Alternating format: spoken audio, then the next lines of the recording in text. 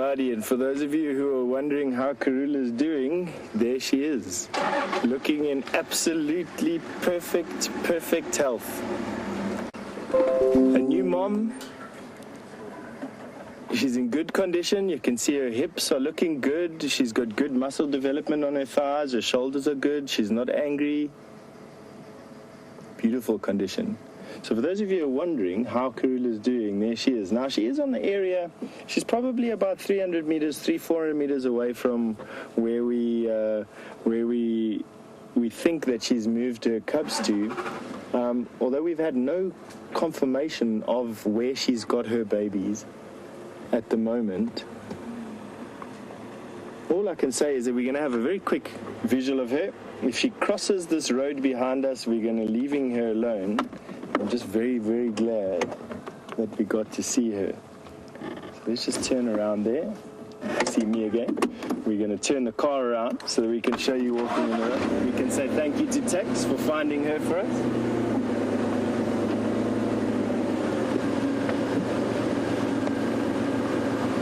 She's now moving off slowly. Yeah, she's crossing down to the Djuma now. Into this area.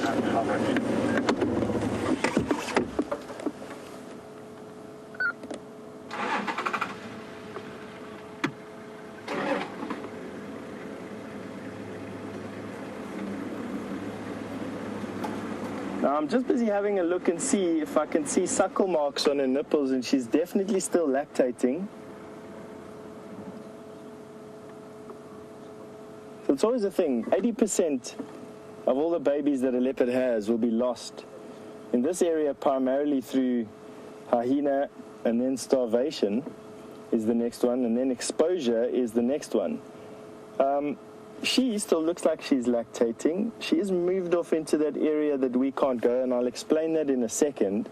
Declan has asked me, do leopard move their dens often? And yes, absolutely, Declan. They move their dens every couple of days, especially when the babies are small, and they do that so that the smell of the den doesn't become overpowering and then becomes a draw card for other predators.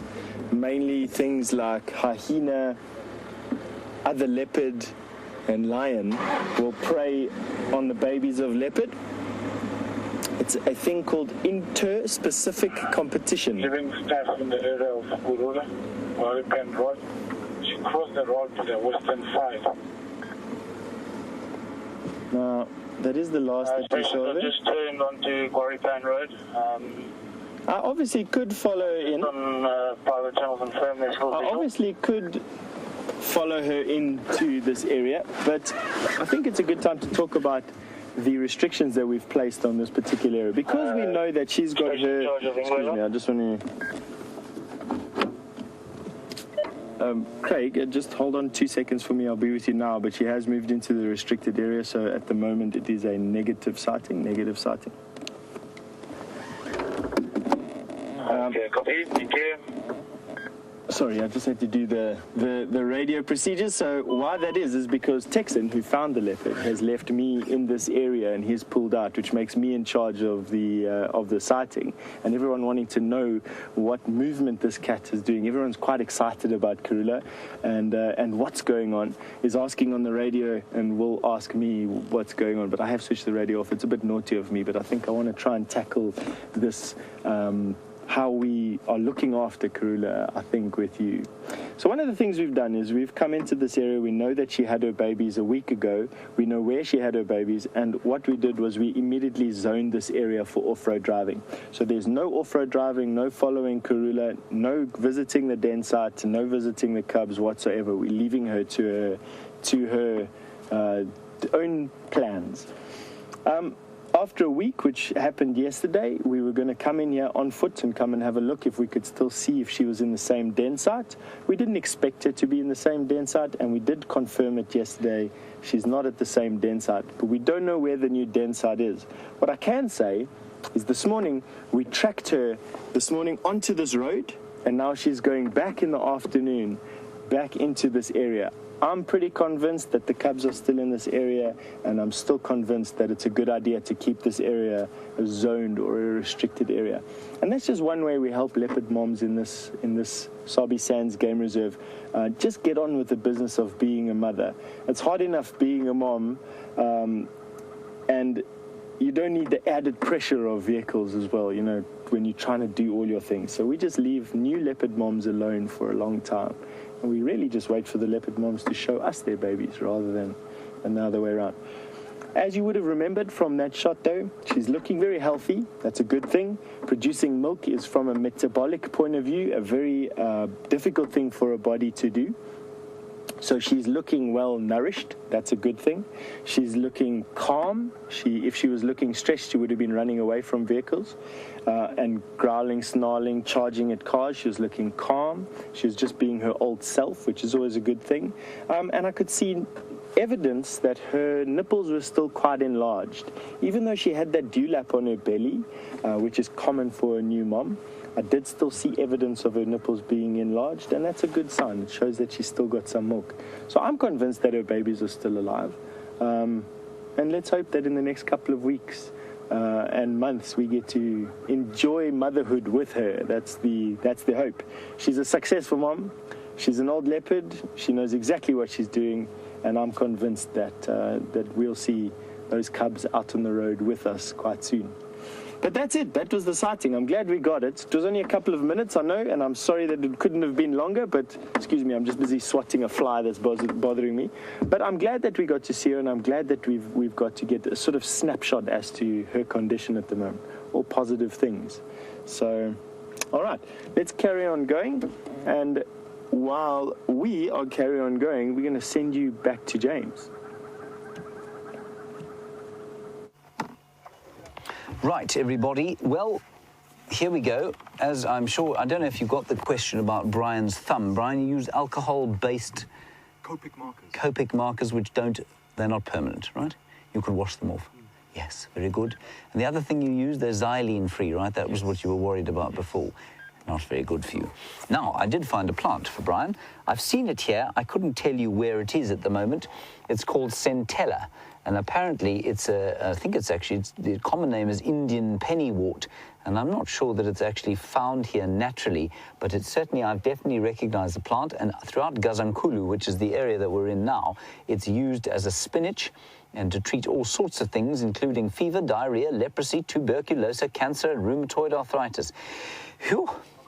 It's also used as an anti-inflammatory and anti-allergic. So that's what we need. If you see that, we're going to get Brian to chew it. Centella asiatica, the Indian pennywort. I'm excited too.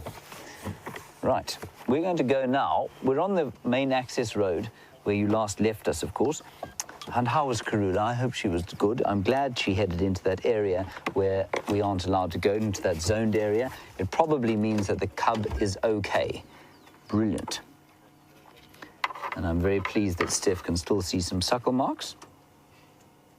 Right, I'm now going to try desperately to start this car. Yay! Okay, and we're going to go onto the boundary between us and Simbambalai and see if we can't pick up tracks of Shadow, or indeed Shadow herself, daughter of Karula, the great queen. Now, I heard somebody say, was Tundi seen around here today? So I want to just ask you, if you were with Jamie this morning on drive, was there a confirmed sighting of Shadow, or do we think it could have been someone else? Because I believe she said all she could see was the tail. Now, some of our viewers know these leopards so well. What? Oh, a slender mongoose. How's that? This is fantastic. These mongoose never sit still for us. Look at that. That is the most beautiful mongoose I think that we get out here. Oh. If you're a snake, you don't want to be tangling with the slender mongoose. They normally live in pairs, so there'll be another one around here somewhere. They've got that black tail and they run with it up in the air like that. And I think it's because they want to try and avoid attack from above. I think they run with it up, and it possibly looks like a snake moving. I also think that it's the most obvious thing, and squirrels do it. Some of the other mongoose species do it. They don't have tails quite as long, and they don't live out in the open quite as long. But if you're a bird of prey coming down to swoop down to catch one of those things, the first thing you're going to grab onto is that tail. But the tail is obviously very easy to just drop out of the way. And I think that's why they carry their tails above their bodies like that.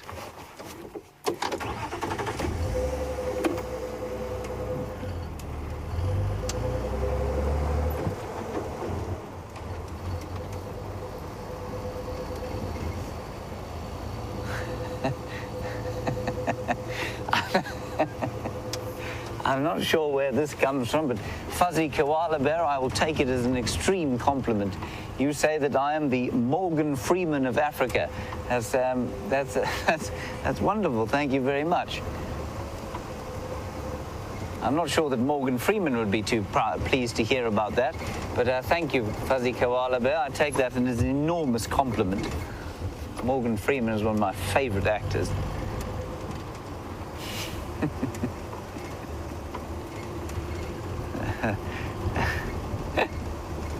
I don't know what to say to that.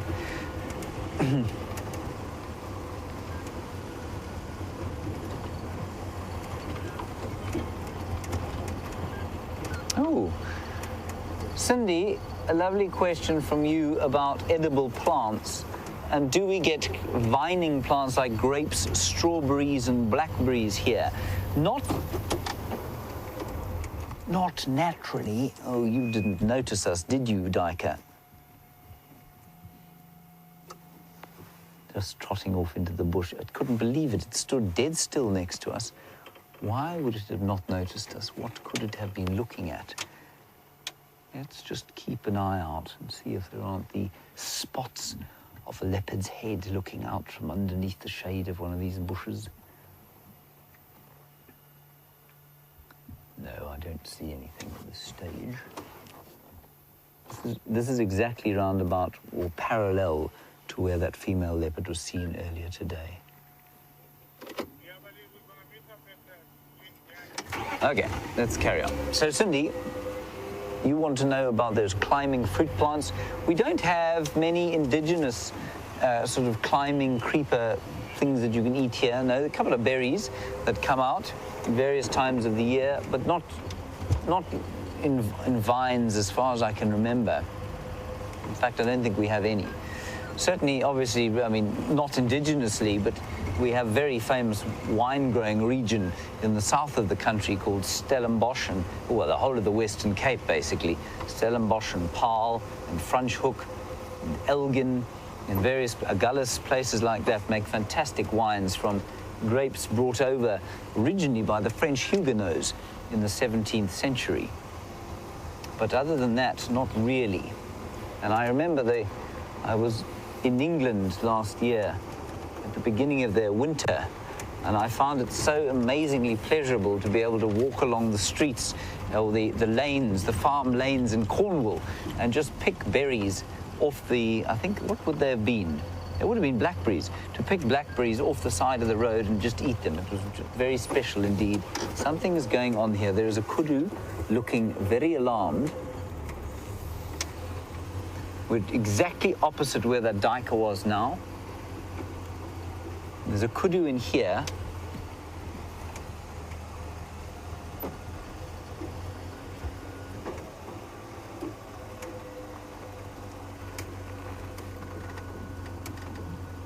Just looking for tracks on the road, watching for the kudu, listening if the kudu doesn't make an alarm call, checking the top of the termite mound there, because Shadow does love to sit on a termite mound.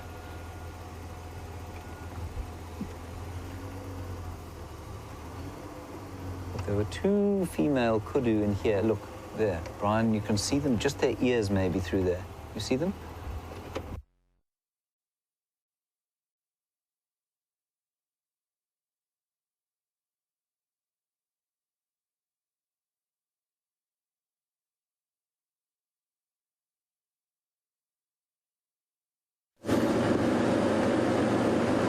Right, so we've got some technical gremlins creeping in, and you back on the trail of this male leopard with me now that we've left Karula to her nursing, and I'm once again following the trail where we lost the leopard tracks this morning. We lost those male leopard tracks off to this side in this block over here, and while we were busy searching for them again, we did hear some impala giving alarm calls in front of the car, probably 300-400 yards in front of the car was where I'd guess those impala calls to be coming from.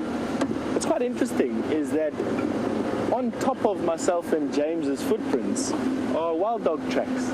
So a portion of the pack, or one of the packs, or a different pack of wild dogs came through this area between morning game drive and now, and there's been no sign of them since then. And that is so typical of wild dog, coming into an area, basically bombshelling it, and then running through without anybody even seeing where they've gone to.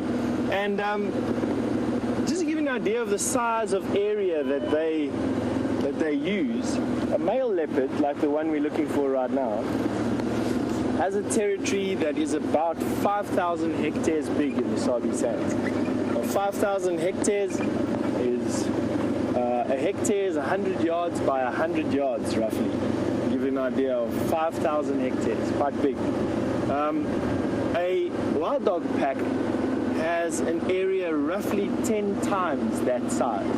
Roughly 10 times that size. 450 to 600 square kilometers. Which is massive, to give you an idea. And they run through that territory, zigzag across it, go from one side to another. They really do comb that territory. True endurance predators. Now we're coming up to Cheetah Cut Line again, one of our cut lines, the cut line on our eastern boundary. And it's a nice, very nice sandy road, so it's actually quite easy to see tracks on it. If nothing has obliterated the tracks. There's a waterbuck on the side of the road for us, some impala here. But it also is a boundary road, and the leopard was busy moving towards this boundary road. So it's a good place to see if he's crossed, because then it means that we're either wasting our time. And if it hasn't crossed, then we know we're on a worthwhile endeavor. But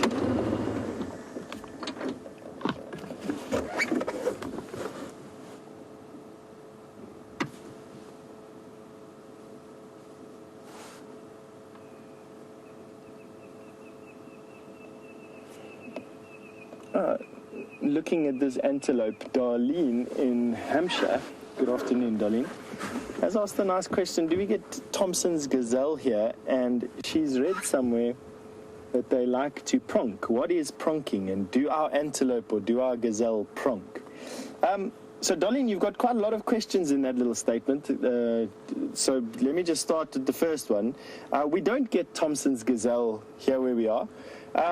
The closest thing that we get to a Thompson's gazelle is a springbuck, but springbuck don't occur in the Kruger National Park in this area. Springbuck start occurring on top of the inland plateau, not too far away from where we are. But that's about the South African version of a Thompson's gazelle, is a springbuck. And now to the second part of your question. You've seen animals pronk, and do our animals do it? And with the exception of the one that we're looking at the moment, yes, they do stot. They don't pronk. The pronk that you were looking at was referring to a very stiff four-legged jump that only the springbuck do, as far as I know. The stot, or that funny gait, that rocking from the front feet to the hind feet gait that you're referring to, is called a stot, and that a lot of animals will do. We see a lot of times in the impala out here. Kudu will also do a stot, and it is one of the most bizarre things you've ever seen in your life. It's like you definitely have to go and research if you are wondering what this is. Go on YouTube a video of stotting, and you'll see what I'm talking about. But basically what it is a show of strength and fitness. And it absolutely has an impact on predators' decision to hunt any particular animals. Animals are less likely to be caught by a leopard or targeted by a cheetah or wild dog or lion if they're the ones that are busy stotting or pronking. Animals that don't do that are targeted, and that's because predators are keyed to taking out the sick, lame, and lazy animals, and if an animal cannot pronk or stot, it becomes immediately a focus. What's wrong with that animal? Can I hunt it? Is it going to be slower than the rest? Ooh, I'm being assailed by my nemesis out here, and that's the flies. So while we stopped for so long and listening to, answering the question about pronking and stotting, it's also given us an opportunity to just listen to the bush and watch that waterbuck. That was a female waterbuck that you were having a look at. She's now come out from underneath the tree. And you can see that very characteristic shaggy coat with the white ring on her bottom. North America, the mule deer looks almost the same. One of the larger antelope that we found out here, they get to probably around 400 pound, with a big male going up to 500, maybe 550 pounds. So fairly large antelope, very common in the Sabi Sands. Grass eating.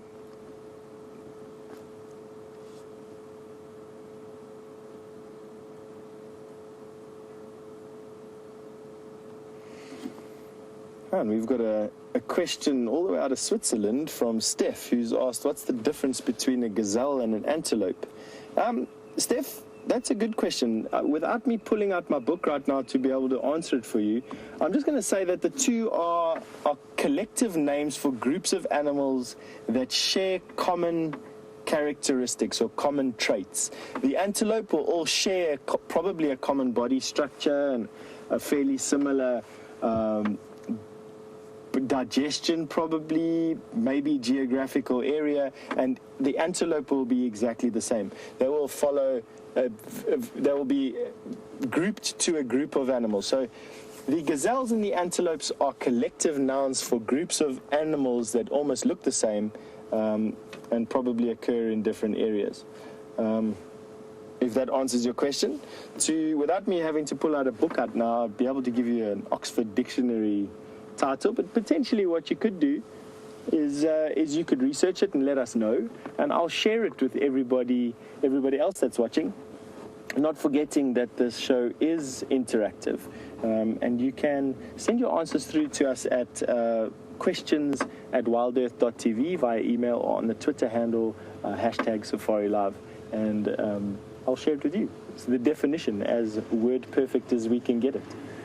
For now, I'm just waving at a passing Land Rover from Aubrey. He's one of our teammates. And we are going to carry on going, see if we can see anything else.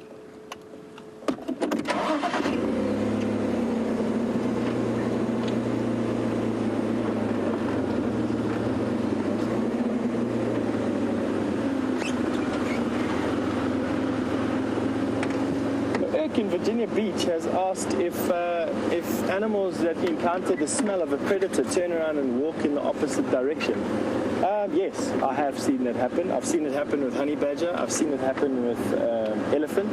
I've seen it happen with rhino and buffalo. But it's not consistent. Sometimes it happens with them on fresh tracks or dung or a scent mark. Other times it happens with a scent carried on the breeze. It's definitely not consistent. And I'm actually not too sure why animals do react to scent markings. Like I said, it's sometimes you see it and sometimes you don't, and it's an enigma still to myself as to exactly why. But yes, in a nutshell, they do react, just not always. Right, now back to the endless searching for a spotty cat. We are almost where I thought we heard those impala calling, and in actual fact, as I just said that, there was some impala crossing the road in front of us at the exact place where I expected there to be some or other sign of this leopard. If he carried on in the same trajectory or vector, is probably the better word to use. leopard quite often do that. Leopard walk in vectors. They'll walk for a certain amount of time or distance on exactly the same bearing. And then they sleep, or they have a snooze, or they have a hunt, and they will move off in a direction from that, or radial to that. And they carry on walking in that direction for straight lines. And they do that across their territory, doing these funny straight line marches from place to place. And it does make predicting where they're going to be a little bit easier. Not much, because they're still very difficult animals to find, but definitely a little bit easier. Now, I'm going to pull off the road over here to let Aubrey pass, because I guarantee you that he is definitely not wanting to follow me ambling along at a snail's pace down this road.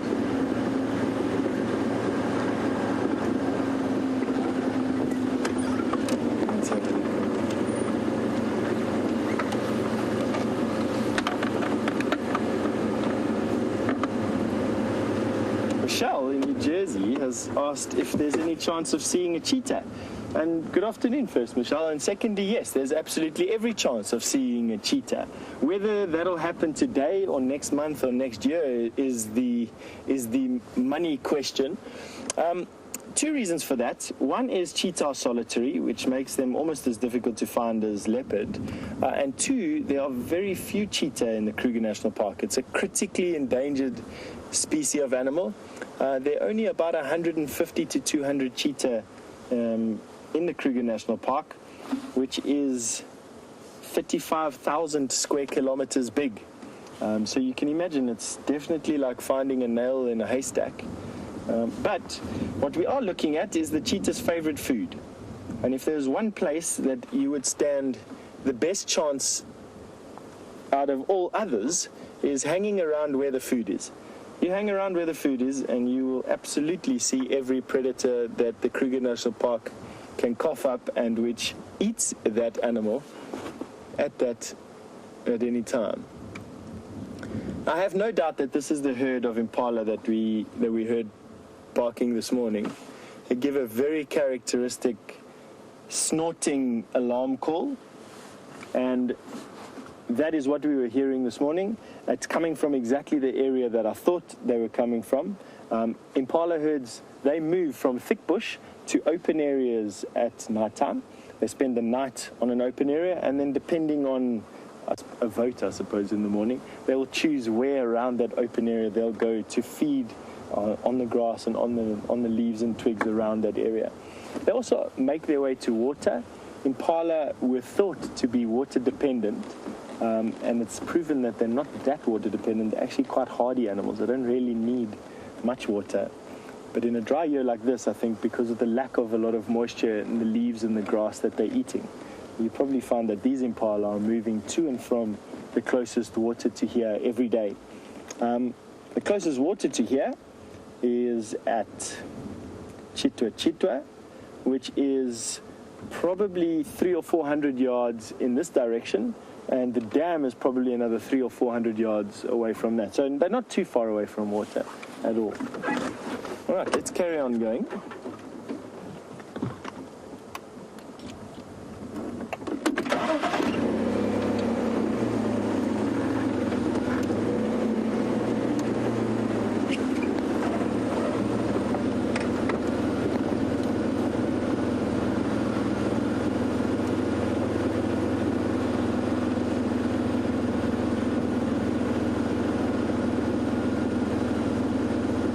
Good afternoon, Heidi, all the way from North Carolina. And firstly, thank you very much for the nice compliment. Heidi was saying to me over the radio that she enjoys listening to all the information I have to give. And I'm sure, thanks Heidi, I'm sure it's the same for all the other presenters. They're all clever in their own right. But yes, now I've completely forgotten the question that you were going to ask me, and that's just due to my age, too much sun shining on my head, and my very poor memory for things like that. So I'm going to have to ask Jerry just to repeat it so that I can answer you. Ah, yes, secondary baby impalas. So impala do have a trait that in good years and in most years, in actual fact, some impala will not come into estrus in the rut. They'll come into estrus slightly after that, a month or two after. And these are called secondary baby. Excuse me, the births as a result of this are called secondary births or secondary babies. And in that particular nursery herd, there were none. But yes, I have seen some this year. Not a lot, to be honest. There's not too many.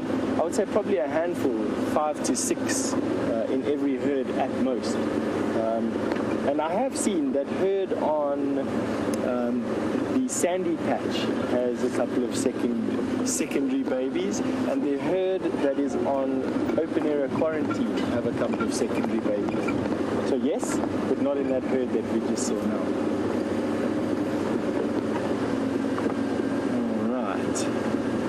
Oh, back to this quest.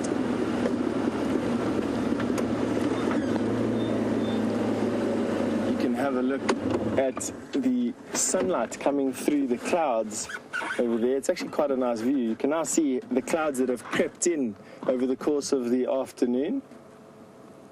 Sunlight streaming through those clouds. Not very thick and lying very high, so not likely to bring rain at all, not unless the pressure starts dropping and more moisture starts coming in. But it is nice and a welcome break from the heat of today. Today was quite a warm day. Nice breeze that's been blowing, but still quite a warm day. Here we go, some lovely ray of sunshine coming through the gap in the cloud there. Isn't that fantastic? Now, while myself and Andrew listen to the bush here, we're going to take some time off to listen to the bush, and I'm going to need to take this earpiece out of my ear. I have absolutely noticed that it absolutely halves the ability to listen to the bush around me, and that is my primary weapon out here, or my primary observation tool. So we are going to be crossing through to James, and we're going to carry on listening to the bush. Right, everybody, sorry about our loss of contact the other time. It's a function of the cable here and the roughness of this road. We're going to get off this road now. We've checked thoroughly. I can't see any tracks of shadow. I suspect she's headed off into the west around One Eye Pan, probably went there to have a bit of a drink earlier this afternoon. And so we're going to head out of the area away from this rough road with its fairly unsightly power lines. That is just the way of things. We do need power, of course, in here. Power to send signal to where you happen to be, wherever you are in the world. Anyway, this is where we were. The kudu couldn't find out what they were looking for. I think that they were actually looking at the duiker.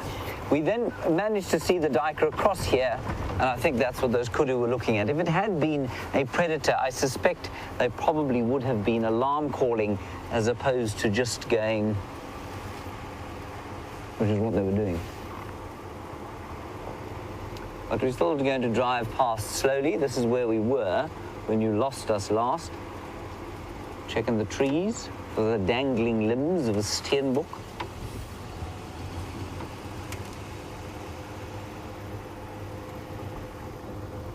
There's the duiker. There's a duiker, everybody.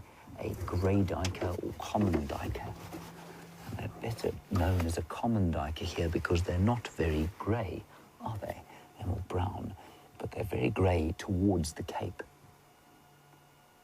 Now, Tony, while we hope that duiker doesn't run off, you want to know if a berry or a plant is safe for a baboon to eat or a monkey because they're primates. Are they safe for us to eat? No, definitely not, Tony.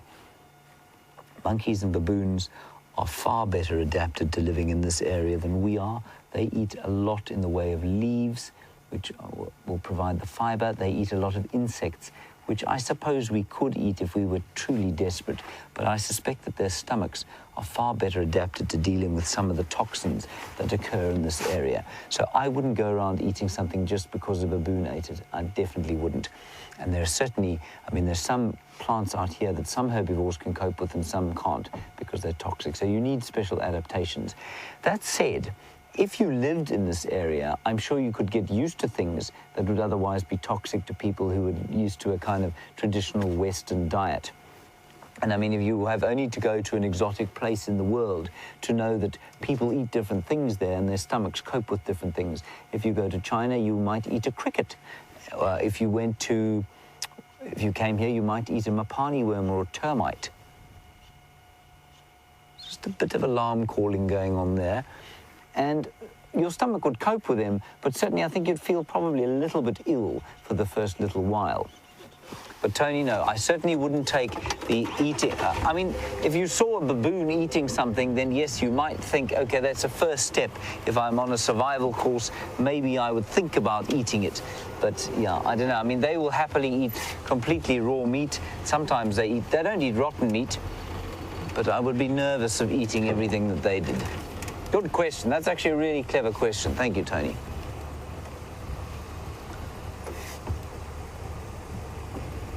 I don't want to stray too far from this area simply because I'm hoping the dogs are going to come back at some stage this evening. They are still on Buffelshoek Hook as far as I understand it, so they're not coming anytime soon. Anyway, what we're going to do is go down and check Impala Road, which is the road that runs parallel with the Triple M break, if you like, or that main road that we were on, and we'll see if we don't pick up any tracks of shadow there. Or indeed anything else. Perhaps those elephants we had. And this is a major kind of thoroughfare for animals moving off towards Sydney's dam to have a drink.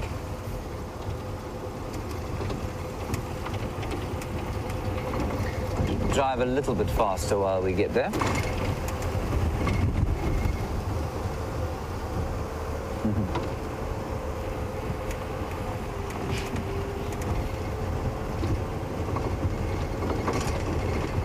Hello, Pamela on Twitter. I wish I truly knew the answer to your question. You want to know how is it that some days we see giraffe and elephant and all sorts, and some days we see absolutely nothing? Where do they all go? Well, the answer, Pamela, is that they go into the bush. And sometimes they're on Djuma and sometimes they aren't. But you can imagine if we were driving along this road, for example, and if, Brian, if you don't mind putting the camera into this block here, if you were an impala or a zebra or a kudu or a wildebeest or a buffalo or even an elephant, if you were more than 30 or 40 meters, so up to 150 feet off the road, you would be completely invisible. And there's no way of us knowing that you were in there. So even a giraffe in a thick bush like that will be difficult to see. The other thing, of course, Pamela, is that this particular reserve is not very large, and animals do move quite big distances, especially when there is a drought on and they've got to move a long way to water and then away from the water again to find something to eat. It's not surprising to me that some days we catch animals here and some days we don't. Of course, the predators are always secretive. We do track them quite a lot. I know that the Nkuhuma Pride was found this morning just inside Torchwood on the Gowrie main road, so between Cheetah Plains and Torchwood. All 5 of them back together, which is quite exciting. No Junior. I think he's finally been thrown out of home. So they're all fine and looking after themselves. But, you know, they're just not on Djuma at the moment. And I mean, if you take the example of where we walked this morning, so Stef and Andrew and I walked this morning, we took the bush walk, and we probably walked about maybe 4 or 5 kilometers, but we did a bit of a loop around. Now, if you walk 4 or 5 kilometers in a straight line, just about anywhere on this property, you're going to go off it. And you know, animals were walking much further distances in a drought like this to try and find food. So I think that's pretty much why it's sometimes we get a great plethora of animals here and sometimes we don't. Right, we're going to head down this road called Impala Road, hopefully find some further tracks of shadow. Brian, remember, we've just discovered a new kind of cloud. You see that? That's called a politician cloud, everybody. A political cloud. Promises much, delivers nothing. Particularly relevant in this country at the moment.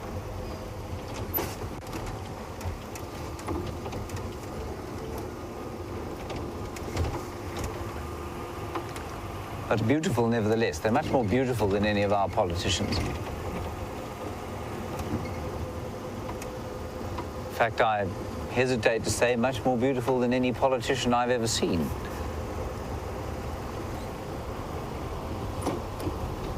Certainly not as beautiful as that, Brian. Staring at us beautifully, framed by the grey cloud, a lilac-breasted roller.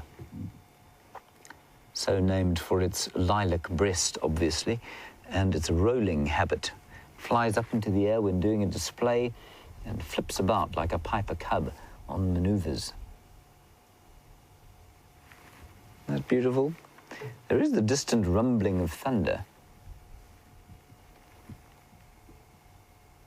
Somewhat like the distant rumbling of the State of the Nation address that we're going to be forced to listen to next week.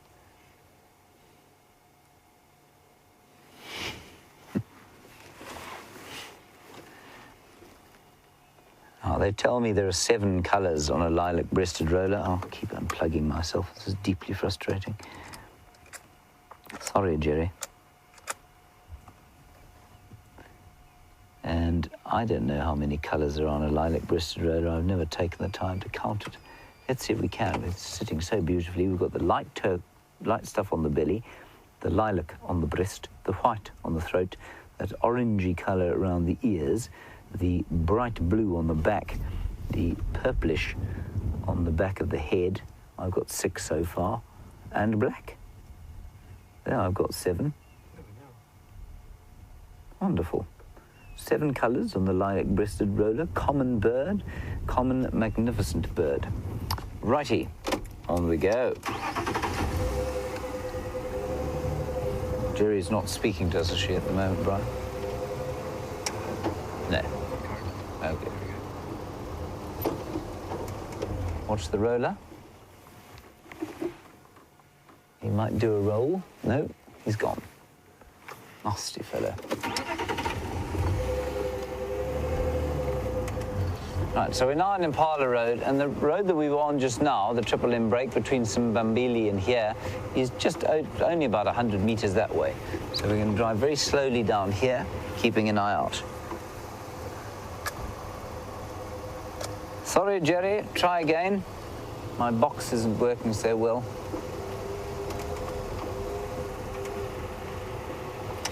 Really? Is she talking? Sorry, everyone. This is deeply, deeply embarrassing. Oh, dear. It's a complete waste of time. Hold on 1 second. 1 in there. Right. 1 in there. Right, try again, Gerald. I think I've got you now. There we go. I got you, Jerry.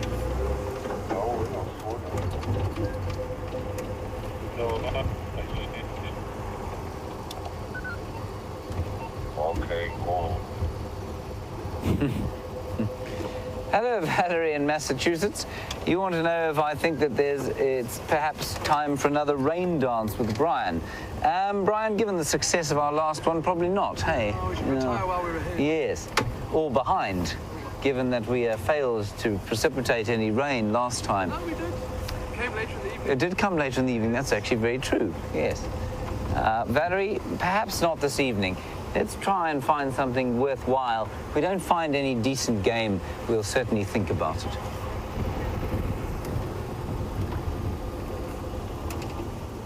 I would very much like to see Shadow. I haven't seen her for a while. Rumours of her pregnancy abound. But at the moment, I think she has gone back into Arathusa or Simbambili.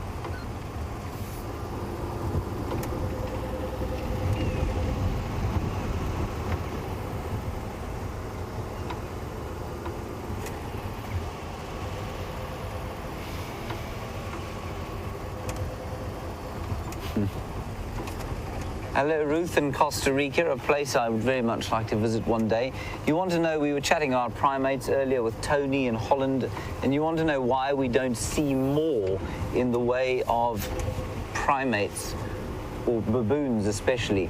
Ruth, Baboons like very large trees to roost in, and the very large trees that they like to roost in are normally up around or down on the riverbeds. So the big fig trees and jackalberry, ebonies, a couple of scotia trees that they like to roost in.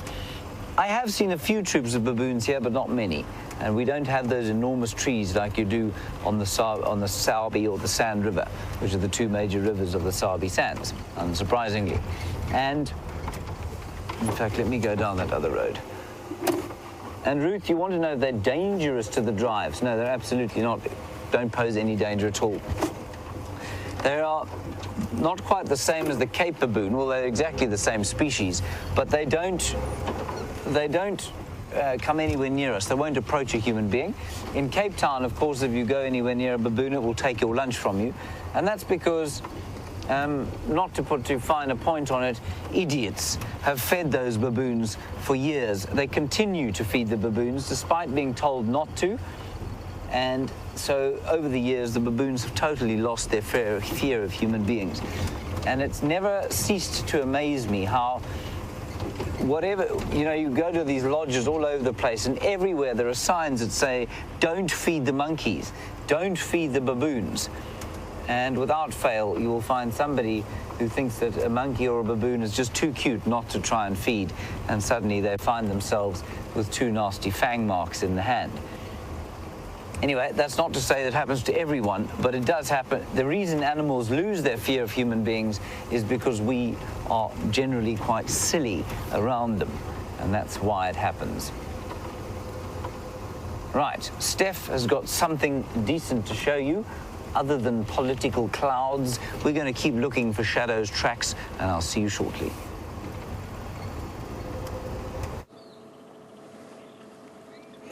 Here we have a rare visitor, and one for those bird lists that you've been building over the last couple of weeks. So firstly, let's have a look at the facts here. The observation is that it's a fairly large bird, and it's sitting on top of a tree, and it's got a tail streamer, and it's got a sharp curved beak, and it is slightly mauve in color with a black eye stripe. And that should be enough from just the general impression of size and shape and those other small little things to say that this is a carmine bee-eater. And why I say this is not a rare, it's just not a rare visitor, but it definitely is a visitor that doesn't stay here for a long time, is that they come from Botswana and Zambia. They spend most of the year here, and then between Christmas and around about the 1st of March, they come and visit here for the insect loads. I'm not too sure what makes them leave Zambia and Botswana. A lot of the bee-eaters are migratory. There's another one there that is sitting in profile a little bit better. Sorry, Andrew, I didn't mean to hijack your shot there. I just wanted to... Here's one, that's the very characteristic feature. The carmine bee-eaters. Small flocks. And they, like most of the bee-eaters, they dig holes in banks at rivers to nest in. They use their beak and they use their feet to excavate these holes. And they lay a couple of eggs inside there. And their holes are spaced probably about a hand apart from one another.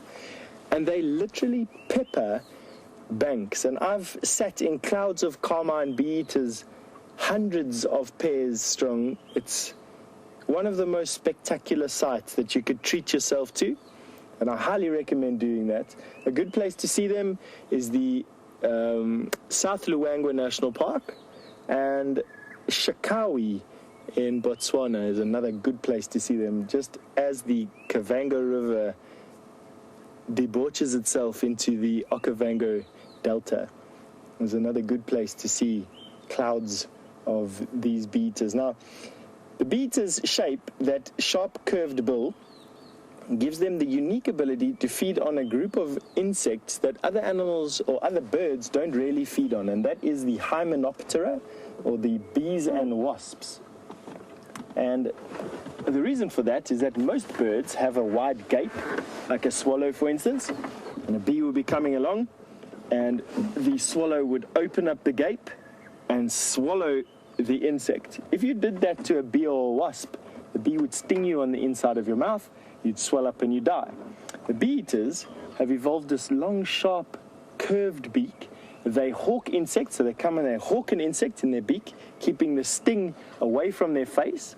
They then go to a branch and they wipe the sting off of that bee or wasp and then swallow it minus the sting, which is a very, very awesome way of getting over one of these adaptations that insects have evolved to stop being preyed upon. And they, apart from insects, catching insects, the bee eaters are unique to catching the hymenoptera, the bees and wasps.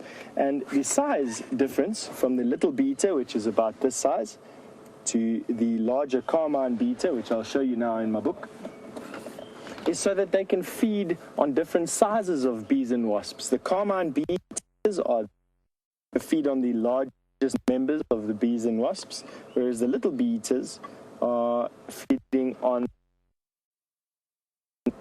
If you'd excuse me for 1 second while I find this, it won't take me very long.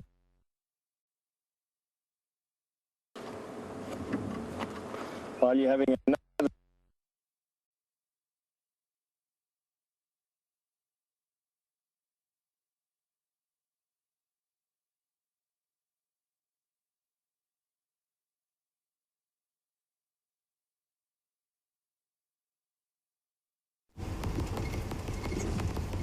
Hello, everybody. Sorry about Stef going black screen. I'm surprised on the jigger that that's happened.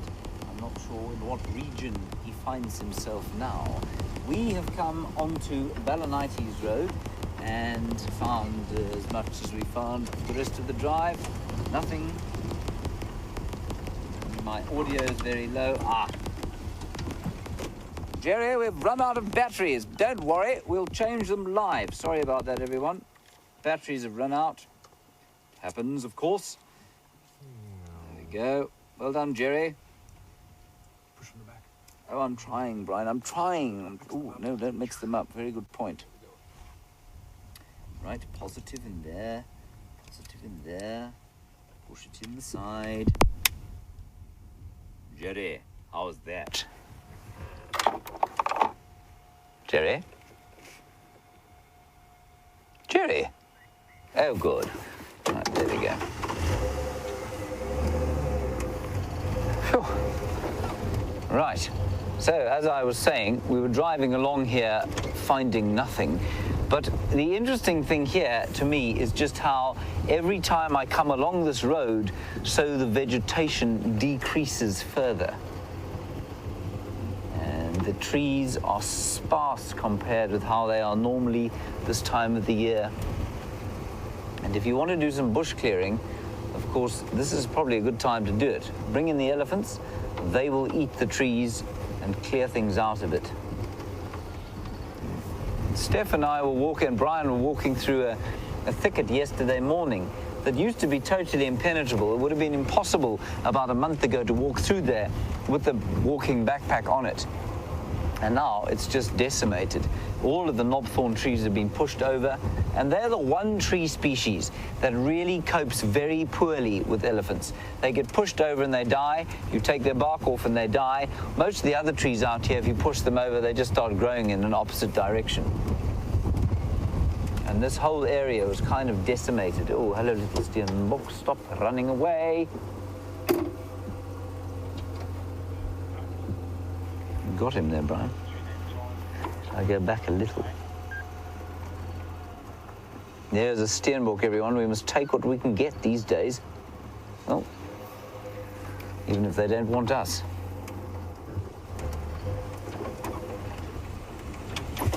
So what have we had today, Brian? We've had elephants to start with that didn't want anything to do with us. We had a squirrel. The squirrel was pretty good, yes. We had some zebras in the far distance. Duiker and frightened steenbok. Marvellous, very exciting. Well, we're going to continue along our way here, hoping for tracks of a leopard, perhaps. And I just don't want to go too far from here in case those dogs come back. But I may be forced to head off towards where we had those male leopard tracks this morning.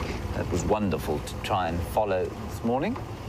I think Mvula, certainly Mvula's territory, up around the Buffelshoek Dam.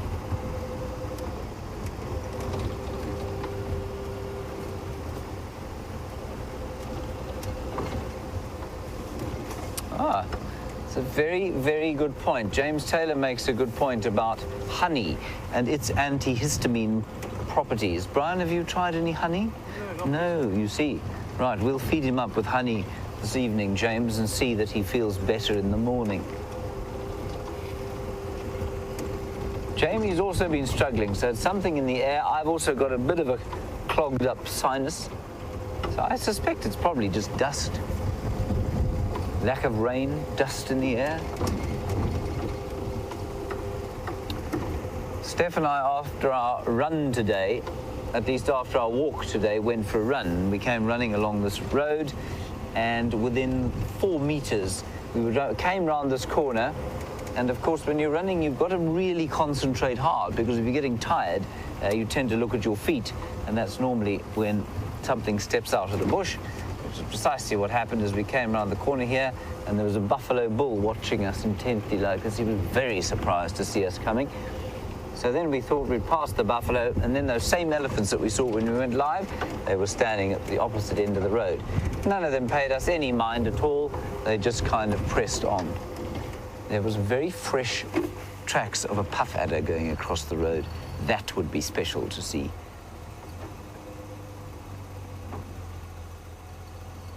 Oh, I would be so excited to see a puff adder. Regardless, I'll show you the tracks.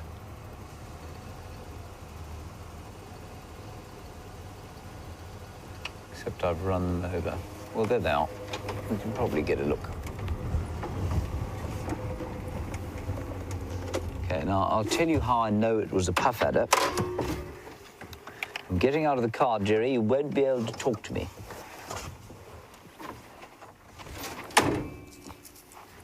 Now, here you can see, it's not a puff adder at all. Okay, can you see this kind of flattened thing that goes across the road here? And into the bush there. I have driven over it, obviously, once. And our puff adder moves with what we call reticulated motion, so it moves in a straight line. It doesn't sort of curve and slither like a normal snake. It can do that if it wants to, but normally it just kind of moves along its ribs, moving like a millipede's legs, and that's how it moves. But this is not a snake. And the reason I know that, and you probably won't be able to see it from there, is that there are feet marks here. You can see them. So it was, in fact, probably a very large monitor lizard, a tree or rock monitor. They are the same species, and that's what went walking across the road here, going that way, probably into this tree. He's probably got a nest there, or perhaps further along even.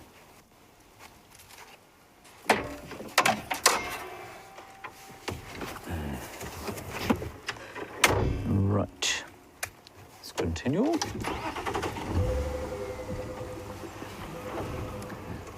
So I think what we're going to do, everyone, is we're going to go up to Buffelshoek Dam, at least to Sydney's Dam again. Just check that those other elephants haven't popped out somewhere near there. We'll go via Gallagher shortcut and past the Gallagher waterhole at the same on our way. And then we're going to head off to the east and see if we can't just maybe pick up some lucky tracks from the male leopard that we were following earlier. And we'll keep an ear out on the radio for anything from the wild dogs. That is going to be our plan from now.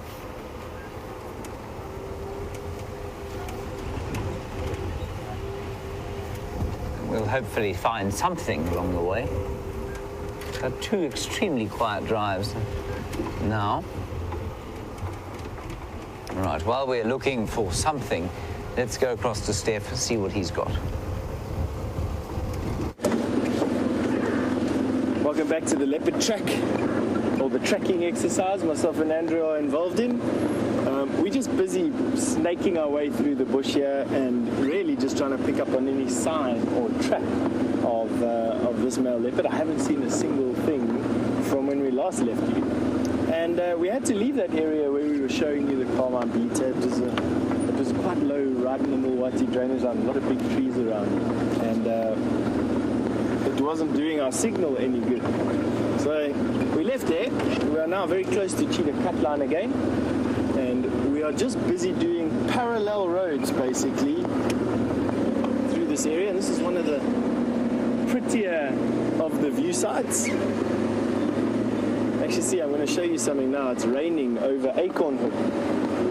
And this year, for some reason, Acorn Hook has got the most amount of rain of the area. Every time it rains here, Acorn Hook gets the lion's share. Now, basically where this branch is pointing from this tree is a mountain.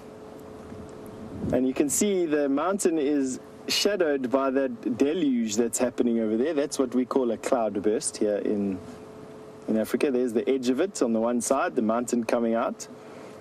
And there is the mountain on the other side. So quite a localized thunder shower. Right at the rain is a village called Acorn Hook. And it seems to get the lion's share of the rain at the moment. It really does. Now, coming up on the right out of the screen there is Maripskop. That's the tallest peak of the Drakensberg in this particular area. It's not the tallest peak in the Drakensberg. That belongs to Montesources. But it is a very high peak.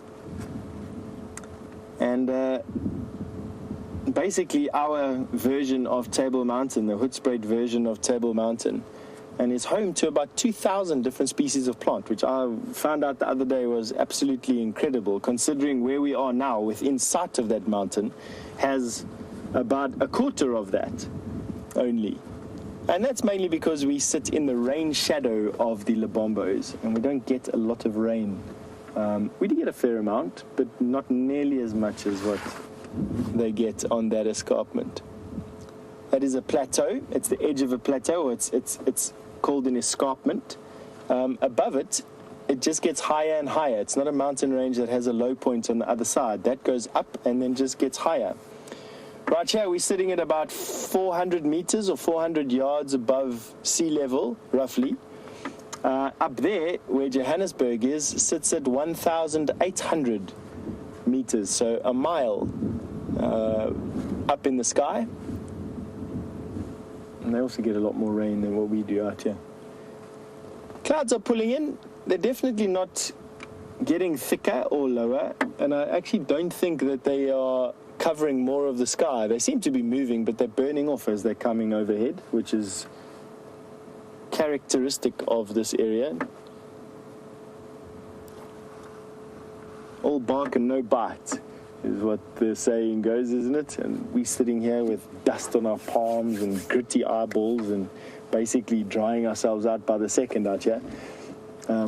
I love it though, to be quite honest with you. I don't like getting cold whatsoever. So for me, sunlight and heat and summer are it. That's what I like. I don't enjoy cold weather at all. There is a waterbuck standing under the tree.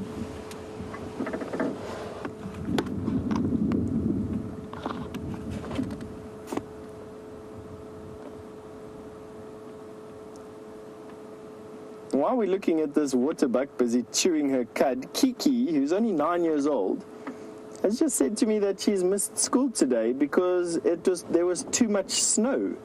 And do school kids in South Africa miss school? Kiki, wow, what a good question, you know. Yes, I have missed school because of flooding once in my life, and that was only because a massive tree was blown over my driveway. Our schools are not closed here because of weather. We don't have a lot of snow in this country. We don't have a lot of rain. We don't have a lot of tornadoes or any natural event. We don't have volcanoes, earthquakes, hurricanes, none of that sort of thing. So we're blessed in that. Now we've got a very temperate climate. Doesn't get too cold in winter. To be honest with you, I have touched snow only once in my life, and I actually can't remember it. It was so young, I've only actually seen a photograph of me touching some snow. I can't remember the actual event. So that was the last time I touched snow. And although I have lived through a flood in the year 2000 in this area, It was bad. Property was lost. I ended up waking up with my room in the water with it just a few inches short of where I was lying on my bed. But it wasn't. That was once in all my years out here. So, no, is my answer to your question in a nutshell there, Kiki. School is not missed because of snow or any other weather effect here. Now, that waterbuck's probably been in that area underneath that tree. It's on the eastern side of the tree, so it would have been in the shade for the day. And I have seen so many antelope this year, more so than I've ever remembered seeing before, standing with their head on the eastern side of a tree this time of the afternoon, with their head right next to the bark. I've seen impala do it, I've seen waterbuck do it, I've seen kudu doing it, and they do it because that's the deepest shade during the heat of the day. And with so many trees without leaves, or at least with sparse leaf cover and with sparse grass cover, they need to get out of the sun to avoid exposure and heat stroke. And especially when you're covered in a mass of hair like that waterbuck is, you definitely need to keep yourself cool.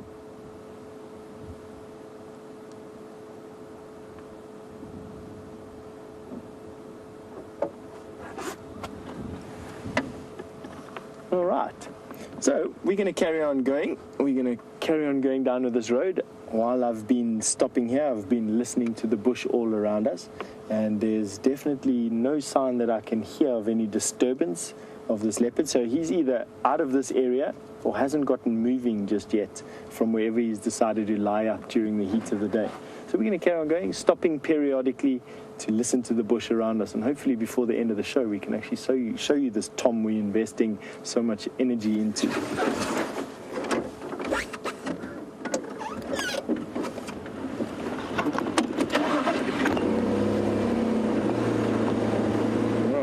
A slight problem with my radio. It seems to have gone deathly silent in my ear, which for one is fantastic, but for two does usually signify a problem.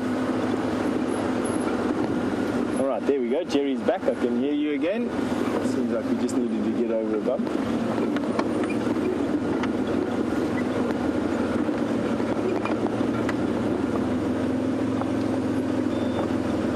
James Richard on Twitter has just asked me a question I've never had before. Does the waterbuck coat repel a tsetse fly? What a good question. I know that the skin of a waterbuck is filled with sebaceous glands that exude a lot of oil. That then goes onto the fur of the waterbuck and is water repellent, highly water repellent. It also has a funny smell. The gland itself has a funny smell, or at least by the time it gets onto the fur and stays there for a while, it has a funny smell. As to will it repel a tsetse fly, the hair or the fur on a waterbuck is very thick, and I think that would help. It's also quite difficult to get through and get under because of this oil. As to whether or not the oil would repel a fly, I'm not too sure. I don't think so. I've never read anything about it. As to the combination of fur and oil and thickness, potentially, yes. So a good question. I'd say definitely better than me, for instance. I don't repel tsetse flies at all. So absolutely plausible. Nice question. Good. It's the brain juices flowing.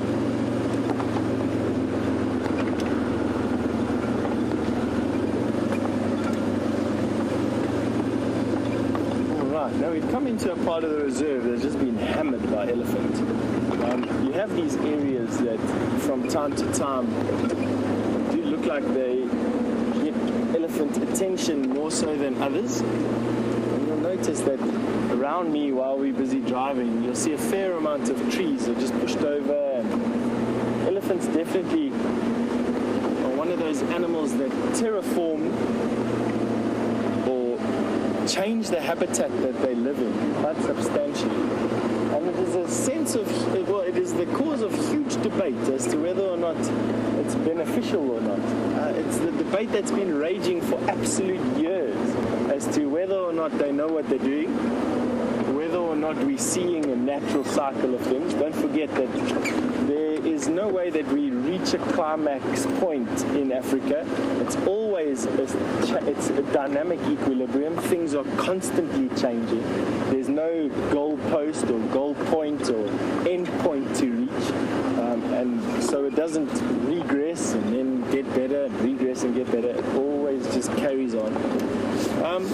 So we don't really know whether or not what we're seeing is just this particular process carrying on with elephants in the bush around them, or whether it truly is too many elephants. You know, we don't really know, or at least I don't.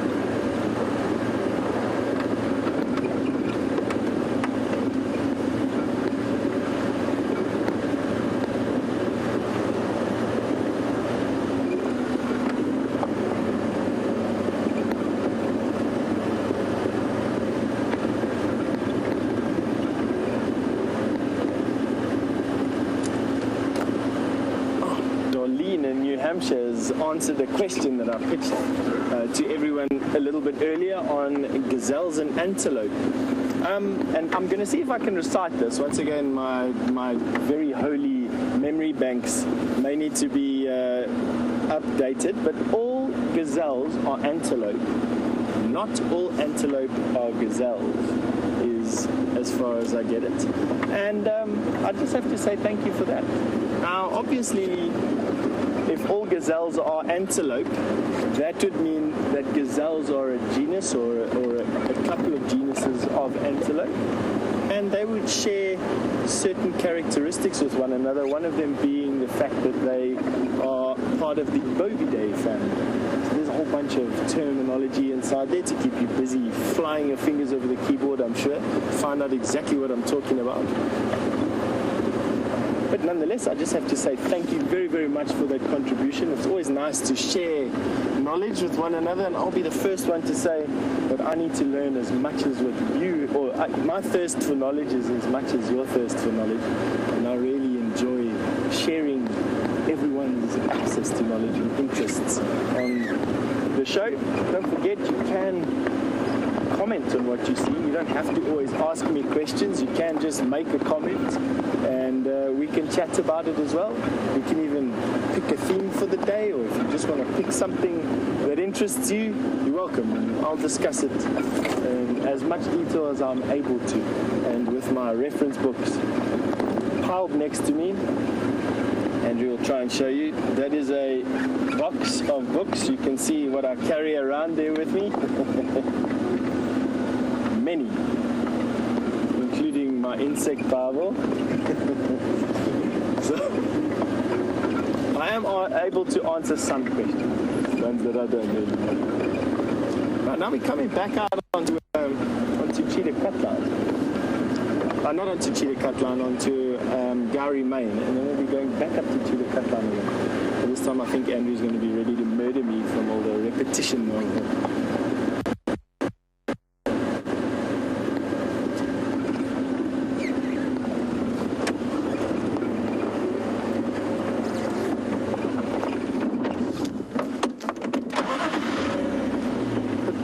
Dallas has just commented on me using names for places like Buffels Hoek Dam and Acorn Hoek. What does hook mean? Hook, literally translated from Afrikaans, is corner. So it would be Acorn Corner and Buffel or Buffalo Corner. That is the translation of the word hook. I hope that helps. So Acorn Hoek and Buffels Hoek are names of places, probably given to the name of the portion of land as it was described on the original prospectus chart out here. A lot of the names of places out here are given as reference to the name of the farm or a name of the portion of land as it was described on its prospectus chart, or the chart that was handed in or designed. I don't know how they do it when land surveyors come out here, cut up land into portions and allocated a code, or a farm at least a code. Very interesting for me when you look back at old charts about settlers in an area. because it's very different, obviously, for very different people. The African people had their areas and their names for places and their farms, for lack of a better word, and when the white settlers came into this area, it was exactly the same. They cut the place up again and named it a whole bunch of different things, and that sparked off a whole bunch of wars and a whole bunch of nasty things that followed, as I'm sure it would have done in almost every country on earth to some degree or another. But once you go back and once the nastiness is over and you can go back and have a look at these things in history, it always interests me, like Lion Kill Stream and Buffalo Corner and Acorn Corner. Where do these things come from? Like, who was the person who had the experience in that place? Why did he decide to name that particular place that? I fantasize about that. Daydreaming, obviously not while I'm on air. Andrew's daydreaming and I'm daydreaming around here. James has got a very strange looking antelope to show you.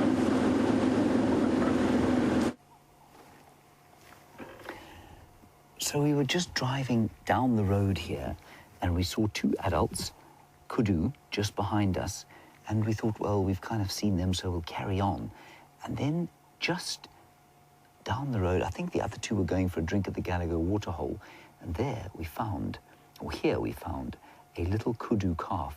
Now you can see it lying down in the grass with its ears kind of slightly flattened, but ears almost adult-sized already, trying desperately to figure out if we can see it or not.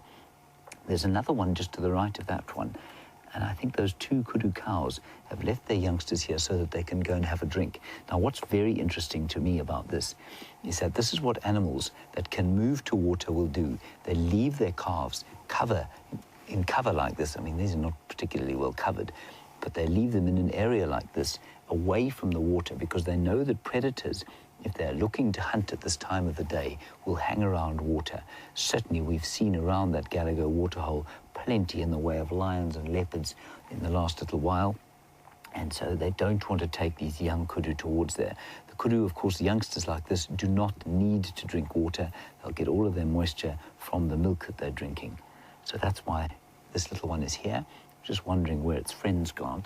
And it's the same with sable, eland, roan antelope, I think probably hartebeest and sesame as well. They leave their youngsters away from the water, and so the advent of artificial water points all over the Kruger Park and the Sabi Sands and places like that has meant that the ability or the space available for animals like this to leave their calves away from water is obviously much less. And you can see the little horns. Can you see the horns starting to erupt on both sides of the head there? So this is a young male.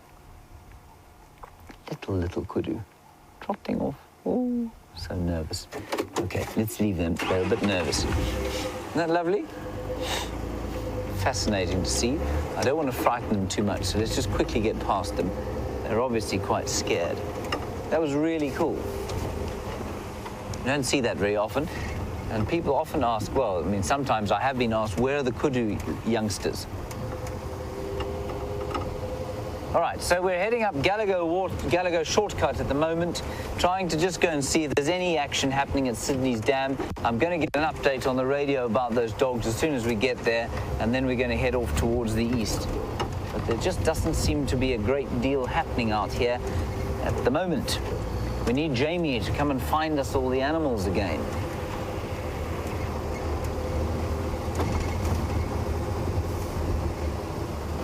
Anyway, we'll see what happens. This is the area where the old hyena den used to be, or the Gallagher shortcut hyena den.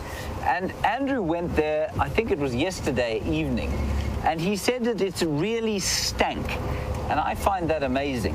I mean, the new one really stank. And I don't really understand that, because the old hyena den, I've never been to a hyena den that really smells bad.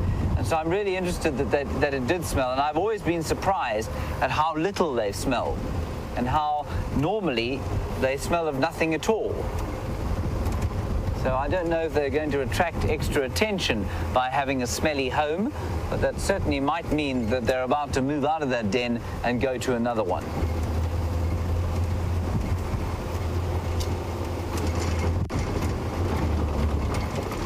Right, we're coming up onto the northern side now of the reserve, back towards the dam. The clouds are building and we're hearing quite a lot of thunder. I saw some lightning, so maybe we'll get something of a rain, but you know, it always starts like this and then it kind of dissipates. There's a huge bird there, Brian. You see it there? There. Flying away, naturally. Flying away behind a tree. I think it's actually landed in that tree there.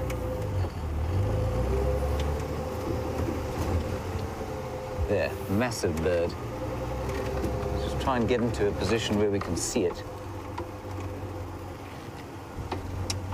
Not really. It's in that sort of, there's a tree around there, it's in there, but it seemed to come up off the ground. I wonder if it wasn't on this termite mound. Maybe eating termites. Maybe a steppe eagle eating termites. They will certainly be looking to capitalize on any termite eating. Oh, there's another one. Ooh, if I move, it's going to fly. Oh, no, man. That's not a steppe eagle. I don't know what those are. I think they're definitely eagles. Maybe African hawk eagles. They normally occur in pairs. What a pity they decided not to hang around. Very unkind of them. Right, there are some more elephant tracks along here, so that's good news. Let's drive a little bit quicker. Try and leave the gearbox in the car. That's normally a good idea. And people often ask us why it is that we don't have automatic transmission on these vehicles. And it's because we just need that extra control.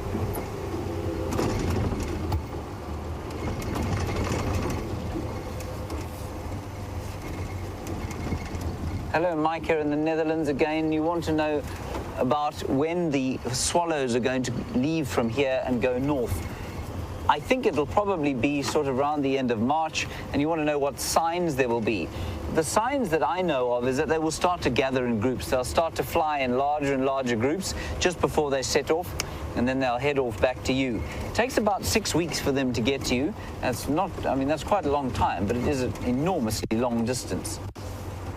Here are some impala and some giraffe. Hooray, Brian. Great action at the giraffe.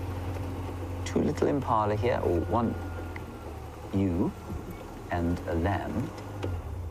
Hello, impalas. It's quite nice to see. Finally, a heartbeat.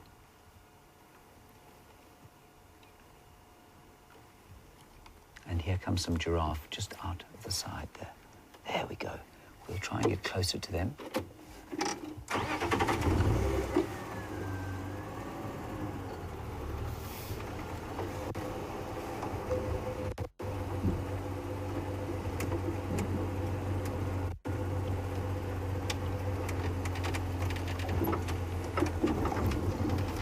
Now, earlier, Steffi was talking to you about the late-born impala, and could that be a late-born impala?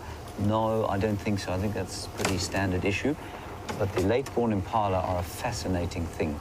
Now, I'm going to stop right here, where we're hidden amongst the trees, and hope they don't worry too much about us. Big bull at the back, youngster, well, sort of in the foreground, and then beautiful-looking cow. And although that might look like a family, it isn't a family, because a giraffe don't really occur in families.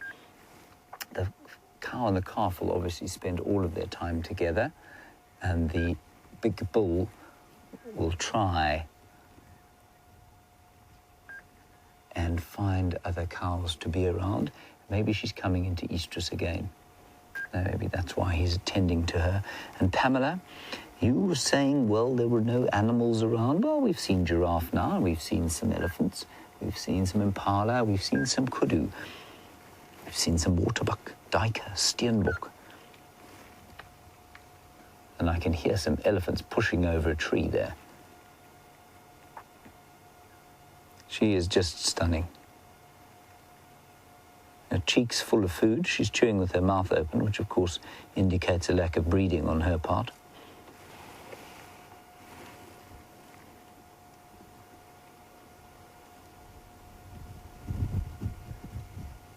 See how cunningly I've hidden us behind this tree, Brian? It's very cunning, isn't it? Very well camouflaged. Yep. So camouflaged that you can't get a clear shot. And there's the little calf. And we've been watching that one growing up. I recognize this bunch. I think that one is probably now, I think it was born in probably very early October. So let's call its birthday the 1st of October, if this is the little bull that I'm thinking of, unless it's not that one, but I think it is. And so that would put it at October, November, December, January, almost 5 months old. Still got those ridiculous looking tufts on the top of his horns. But you can see he's well weaned. He's chewing his cud with his little paint brushes on the top of his head.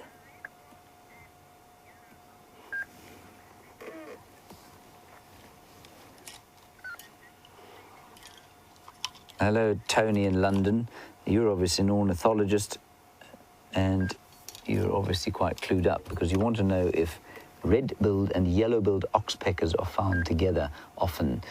They are in some areas.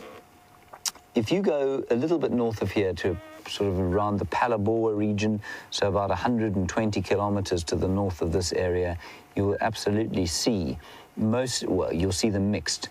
And then if you go further north of that, the red-billed start to be replaced by the yellow-billed. Down here, it's the opposite.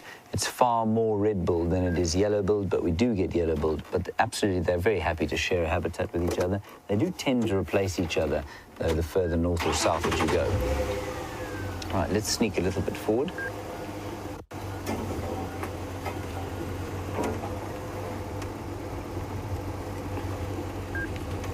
See if we can't get another look at them.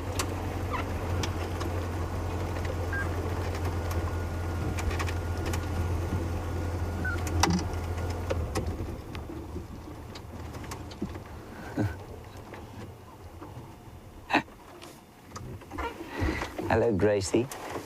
You want to know if I missed you?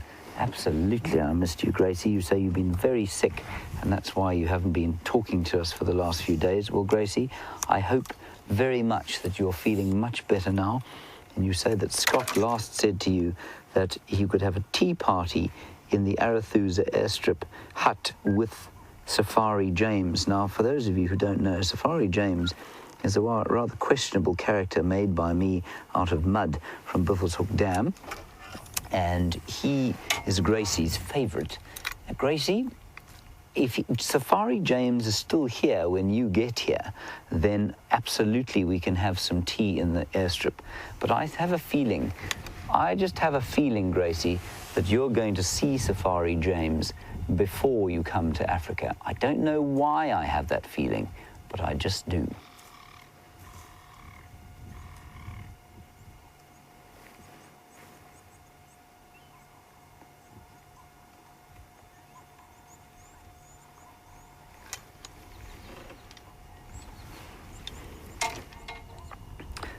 Now, Fluffy G, we've had some wonderful YouTube and Twitter names today. Fluffy G, Fluffy Koala Bear, various others. Fluffy G, you want to know which giraffe subspecies this is. This of the, well, 9 or 11, it's difficult to tell what the biologists are agreeing or disagreeing with at the moment. This is the southern giraffe, which is an easy one to remember, of course, because we're in South Africa. So this is the southern giraffe. Now, it is raining in Hoedspruit. I can see that from here.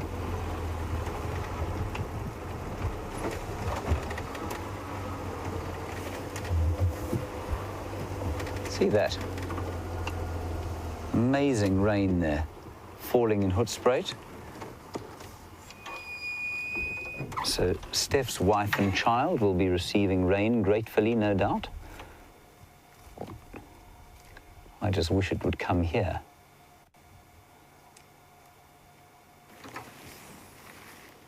It seems not to want to at this stage, which is sad. Anyway. Oh.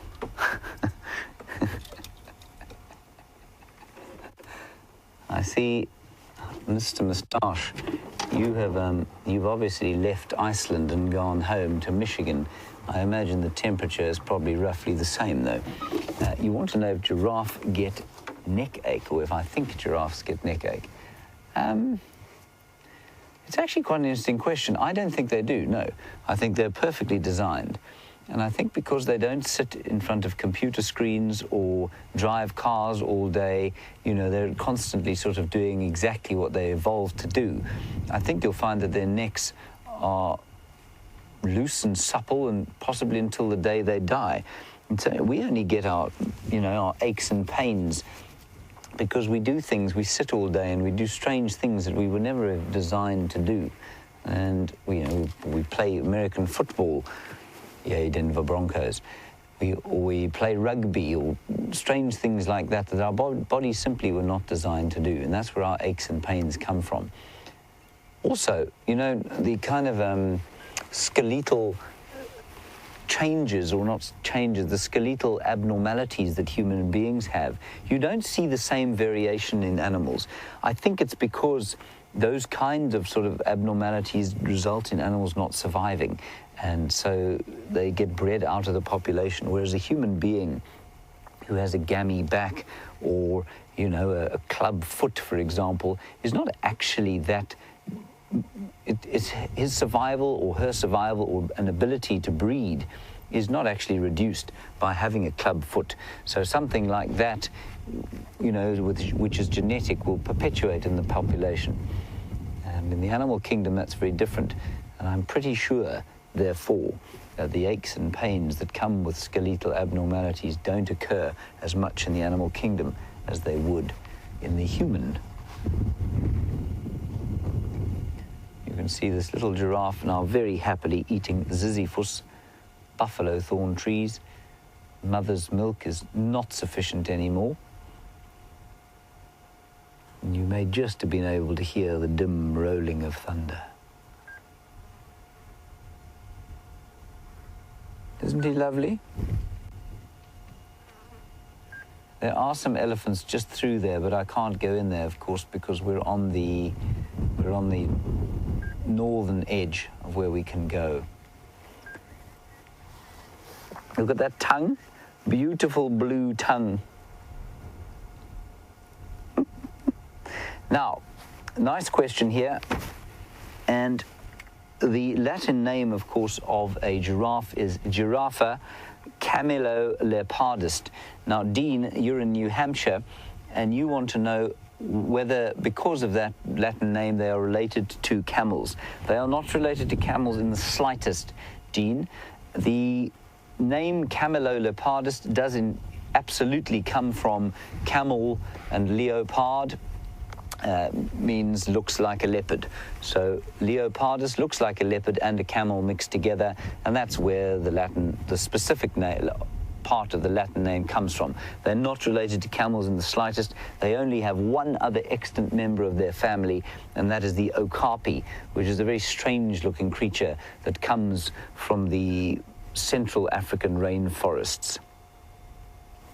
So very nice question, but they don't actually resemble, or they certainly are not related to camels in the slightest. I don't know what is related to camels. Ooh, right, okay, everybody, there's a leopard at the Djuma Pan. We're going to drive there at an incredible speed. Rusty is going to be put through her paces. I'm not sure if Brian will be on the back by the time we get there. We hope so. I will be either. Right, we need to... Where am I going? Hang on, sorry, I'm going the wrong way. We need to take the road down here.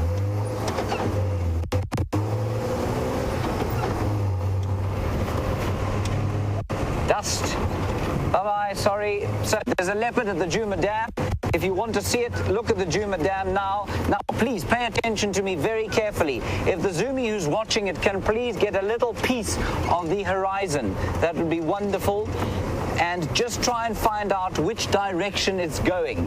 Left of your picture is north, right of your picture is south, straight away from the picture is east, and towards, or the camera is west. Okay, you got that. Left of the picture north, right of the picture south, away from the camera is east, and towards the camp behind the camera is west. Here we go. Still at the pan. I'm getting updates from Final Control as we speak. Looks like it's Karula. Not sure what she's doing there. Probably just having a drink.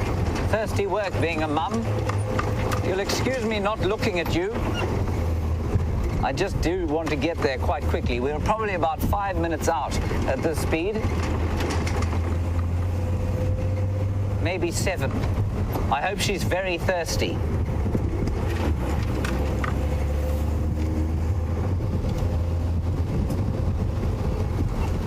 Oh. There's also apparently a male leopard near Gallagher Shortcut. Stations, my radio has been down. Reports of male leopard around Gallagher Shortcut. Please, can I have an update on that? One being with, I think, speak to Funland. It's Karula, it's not Funland, it's Karula. Okay, copy. What's the position? Where are you, Funland? I'm on Western side of the galley. I'm on Sandy Patch Tax.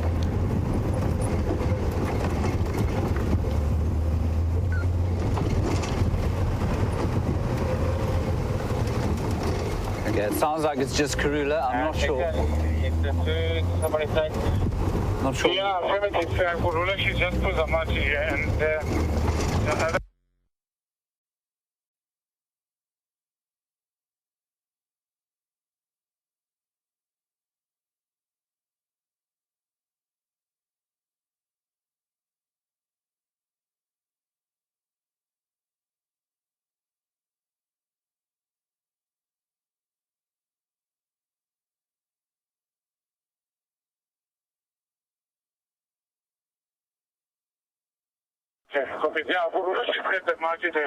All right, and look what we got for you. We got family of dwarf mongoose. And I must be honest with you, this property has got a lot of dwarf mongoose. I absolutely love them. They're one of the most charismatic of the predators that we have out here. I think only something like an elephant shrew would be better. They always look like they're up to mischief. Now, we feature them quite a lot on the show, and that's only because there seem to be very healthy populations of dwarf mongoose. And now, without joking or anything like that, they live in about a square mile, so not a lot of territory, and they'll have numerous den sites. And this is this particular den site for the evening. They will absolutely change den sites quite often because, being the size that they are preyed upon themselves by python, by puff adder will take them, eagles, honey badger will even try. I've watched leopard kill them before. So definitely, although they eat a vast majority of things out here, anything smaller than them, they also get preyed upon themselves. Have a look. There's a sentry, obviously, in the entrance to the den. They do cooperative breeding, very similar to a lot of birds around, in that only an alpha pair, alpha male and female, will have babies. The rest are made up of adolescents and sub-adults, and as soon as those adolescents and sub-adults mature, they go off to start their own territories adjacent to, and in some instances a little distance away from, their natal territories. They defend their territories against other clans, I suppose you'd say. What would you call a mongoose? What's a collection of mongoose? Maybe a gang. I know meerkat's a gang. Meerkats are gang. That's what Andrew says. Meerkats are gang. It'd be interesting to know what a collective noun is for a group of mongoose. I'm sure I've known it at some point in my life. I can't absolutely tell you what it is now. You're welcome to send that piece of information through and I'll share it with everyone. But have a look. Very inquisitive. And quite bold, actually. I mean, we're sitting in a vehicle many thousands of times bigger than what they are, and they're not showing the least bit of fear. But I know James is wanting you back with him at the moment, so I think let's quickly cross over to James so he can share what he has.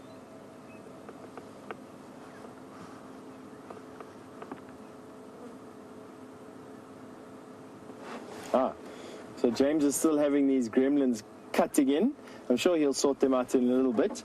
So for now, you're unfortunately stuck with myself and Andrew and what seems to be an... there we go. I was just about to say an empty termite mound. James has got his picture back up and running. Later. Look how lucky we are. Look at that there.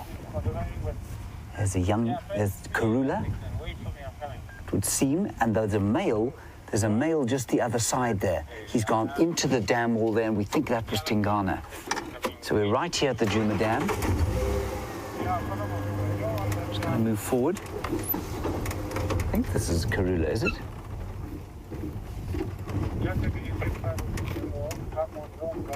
Yeah, it's Karula.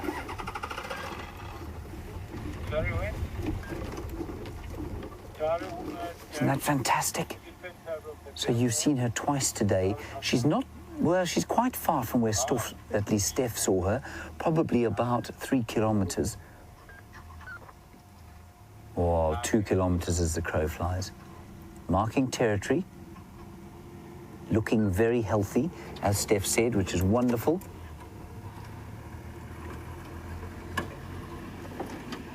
And you can maybe hear the monkeys going crazy. Alarm calling at her. There were impala alarm calling at her as well. What a stroke of luck this is.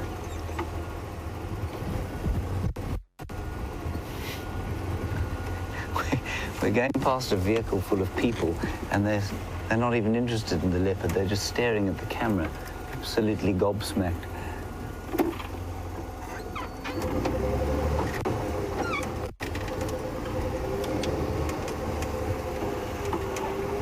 All right, what I'm going to do is just get around the corner here so that we can watch her coming towards us.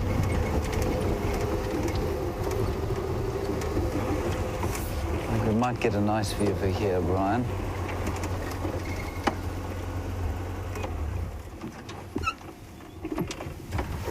There she is. Beautiful shot of her there.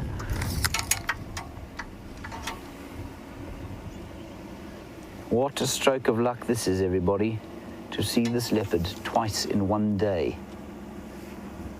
Doesn't happen all the time, does it?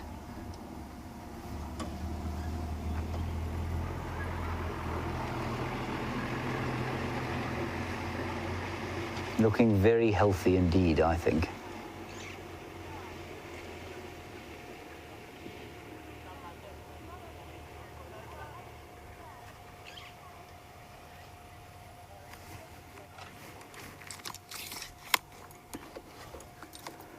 Hello, James Taylor. You want to know if leopards recycle their den sites or if they go back to the same den every time. James, it depends on the den, depends on whether they were disturbed there or not before.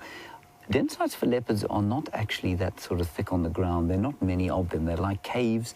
They're like very large hollowed out logs. They don't use termite mounds normally.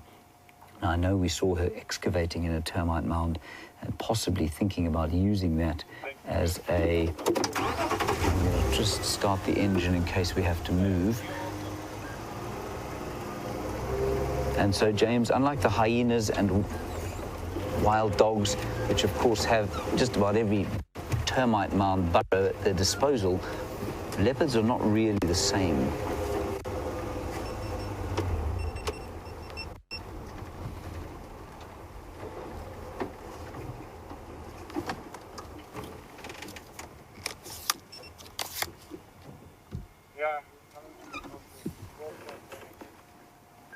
And here goes Karula.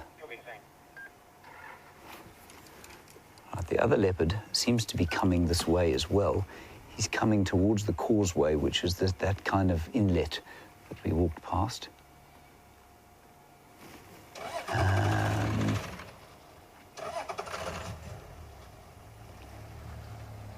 I'm going to just see if she goes onto the road or not.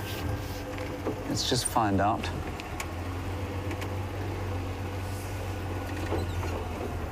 Because I'm definitely not going to go bashing through here after her. There's just too many trees and sticks and things in there. Especially if there's another leopard in the offing. But isn't that a beautiful shot of the queen?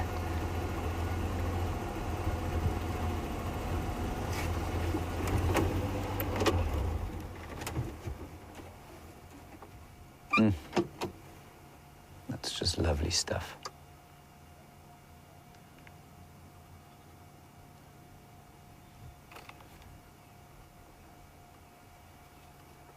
She's very clearly been hunting successfully.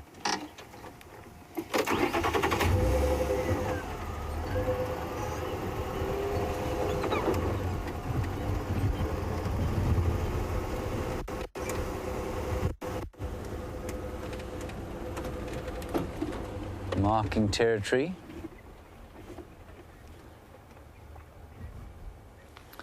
Pat, you're in Tampa and you want to know if Karula would have to worry about that male leopard going after her cub. Pat, yes, possibly, except that it's Tingana and so therefore most likely to be the father of any cubs that Karula has. So normally not then, if that's the case.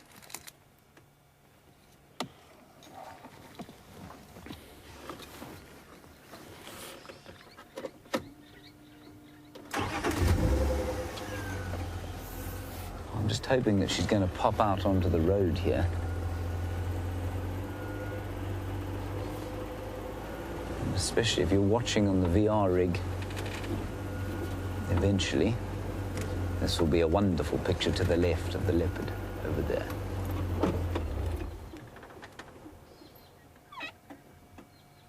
That's stunning.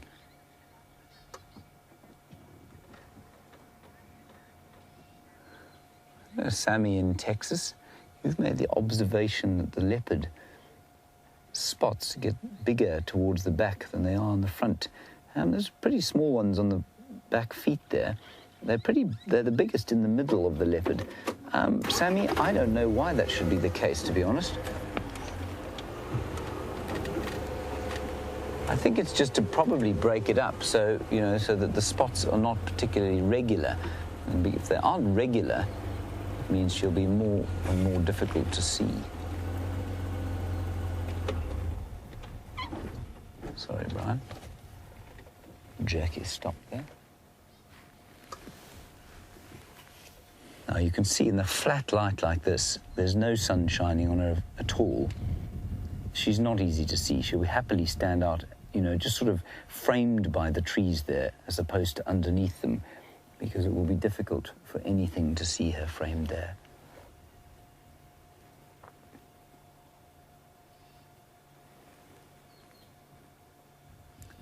Right, I'm going to leave her if she goes down any further towards the drainage line there. It gets very thick. Just flicking that tail tip to tell the alarm-calling birds that she means them no harm. And what we will try and do is go towards the male. So I think... Can I join you because you're making this? Yeah, I come right on the eastern side of the dam wall. I'm just going to get an update on how many vehicles there are with the male. Andrew, how many vehicles there with you? Myself, Abel's coming in. You can join as a steady mover. Eyeing basically eastern side of a... Yeah, I think we're going to let her go now. The dam wall. So yeah, that should be good for remote. Okay, copy. The female is going into the drainage line now, so I think we're going to leave her. Let's just try and get one more look, everybody. And then we'll go and see if we can find Tingana. She's still there.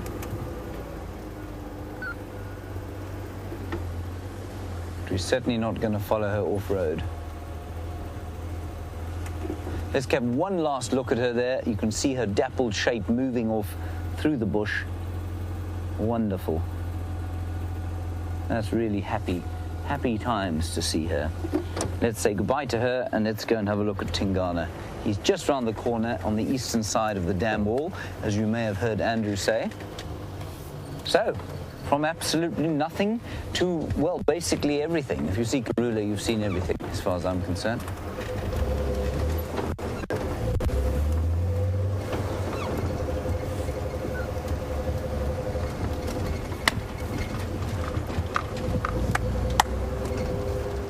Sorry, we're just going to quickly synchronize the VR rig. Okay, that's done. Sorry, Iggy, your question, I think, if I understood it correctly, is would a female recognize... Sorry, hang on.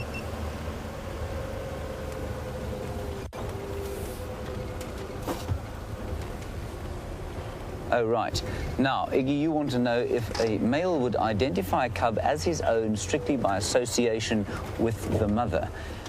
No, I don't believe so. I think, well, I don't know.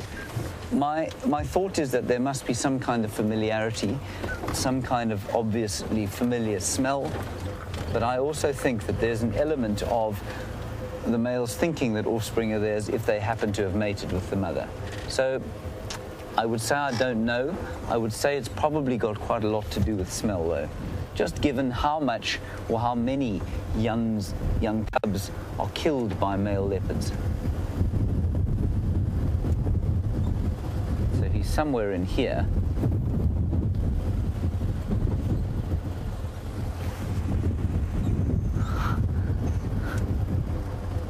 Now, apparently there is a leopard still on the dam camera. That just goes to show how improved the dam camera is. 3 months ago, you would never have seen Tingana lurking the other side of the dam, just behind the bushes here.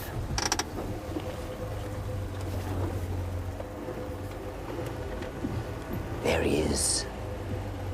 Hello, boy.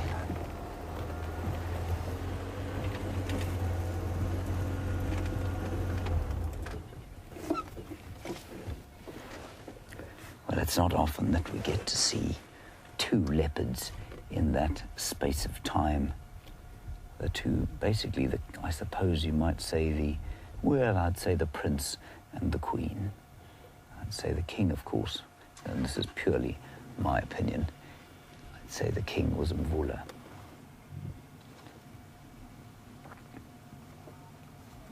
Isn't he a wonderful fellow? He's quite hot, obviously. It's quite muggy. But just look at the muscle definition on his shoulders. I find that just astonishing. His dewlap, that obvious flap of skin that hangs off the front of every male leopard, except Mvula. Mvula doesn't have a very obvious dewlap at all.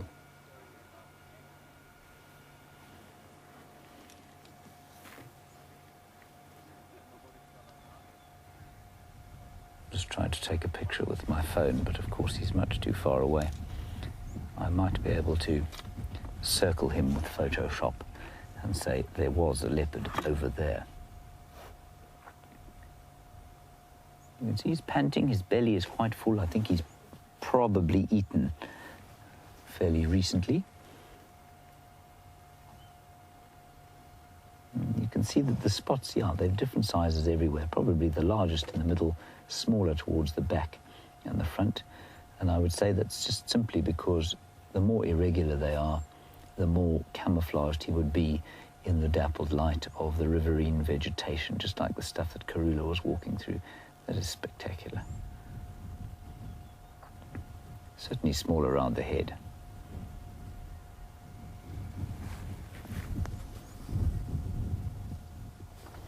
Yes, well, Gerda, you say maybe Karula came to give an update to Tingana on the status of his offspring.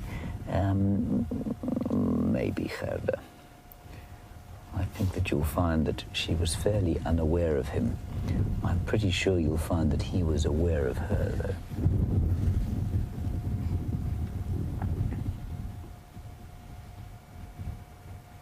Really lovely. You can see totally flat light. Wind starting to blow. So we're definitely catching the eastern end of whatever storm was blowing in through Hoedspruit.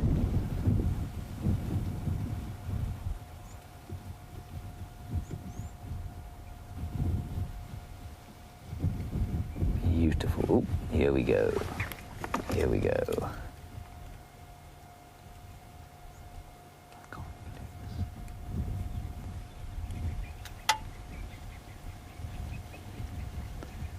The one chance I had at a decent picture of this leopard, he's gone the wrong way. Where's he gone, Brian? Is he going straight across? Oh, he's looking at a francolin and lifted his tail as it started to shout at him. He lifted his tail in that kind of surrender fashion, which means, I'm not after you. There he goes, off across the back there. All right, we'll try and turn round now.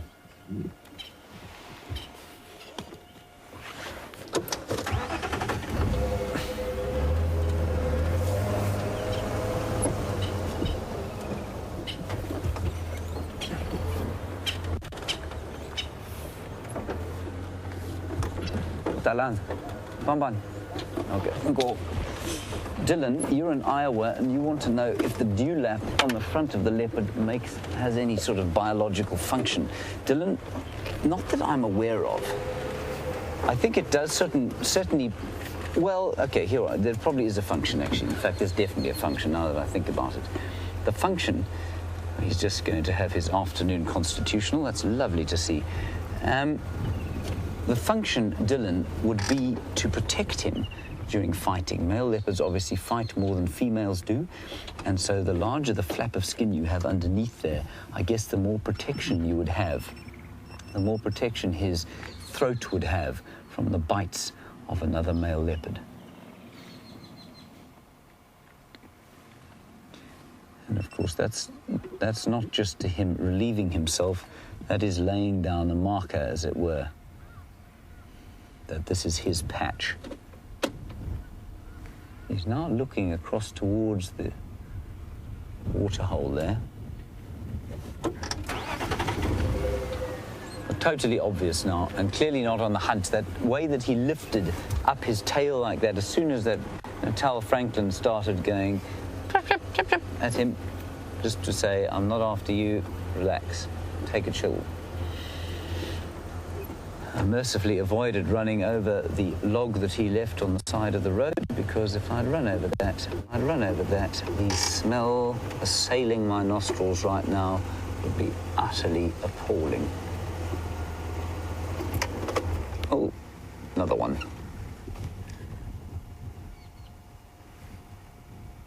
Oh, that was a different kind. Number one that time.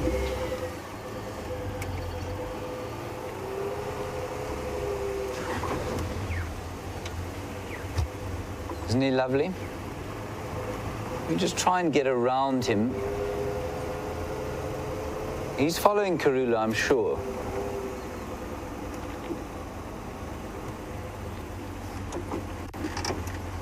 A lovely question. You want to know how a female leopard would introduce her cubs to a male. The short answer, Ramay, is that she wouldn't. She would try and avoid doing that completely. There he is in front of us.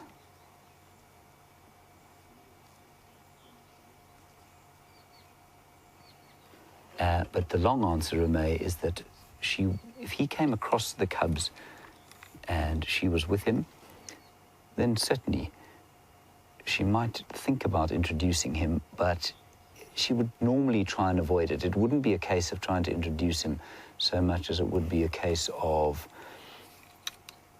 it just sort of happening by chance, and she would just try and protect them and probably keep him away.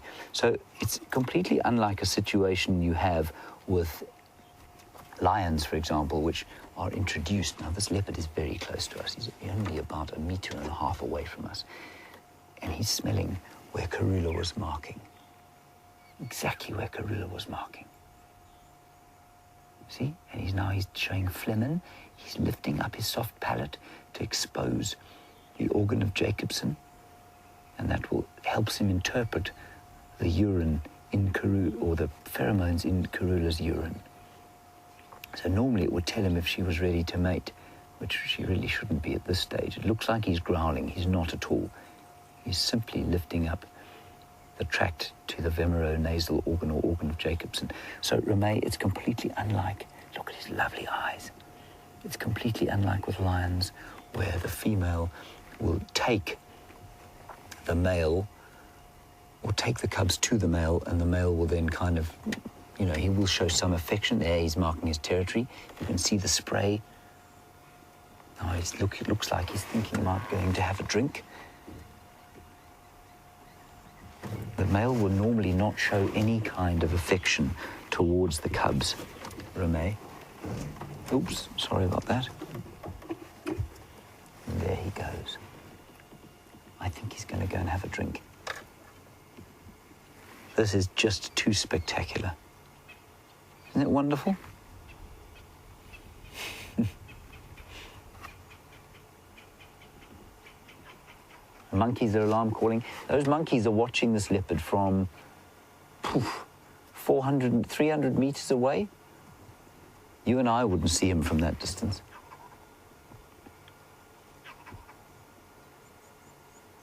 That's fantastic. All right, let's go round, pick him up the other side.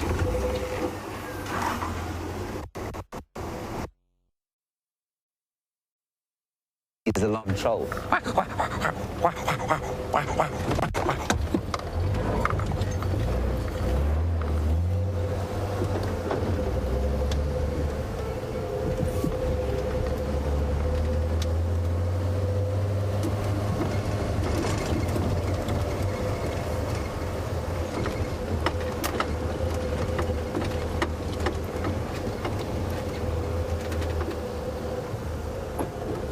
Here we go.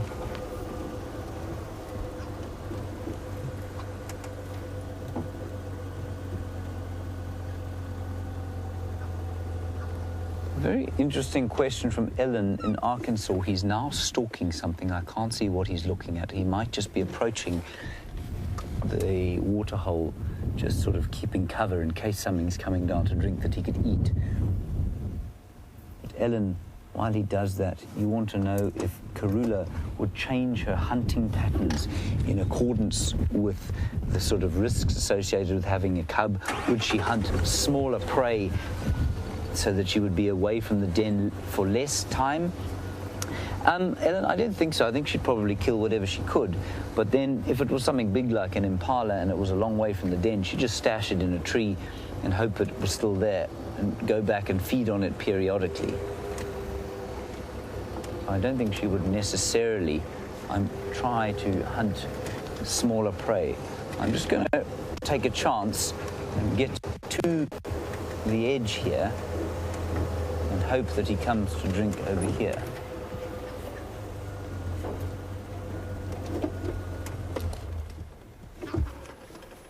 What do you think, Brian? Do you think we're in a good position? Here he comes.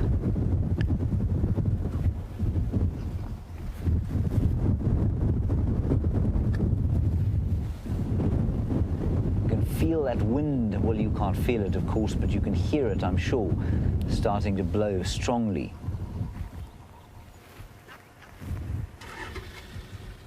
Here he comes. Look at that. That is just the most wonderful picture.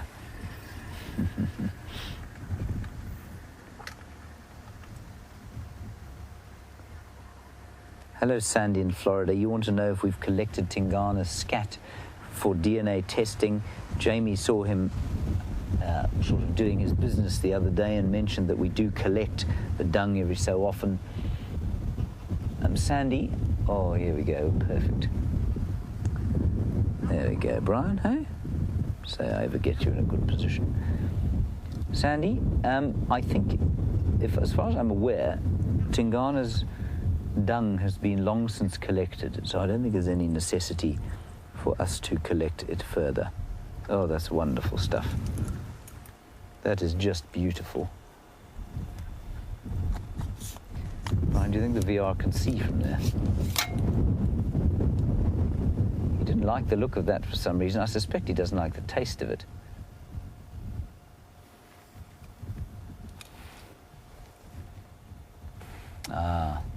Now, Jerry's just telling me that is precisely where Karula rubbed her face when she got up from the water earlier on.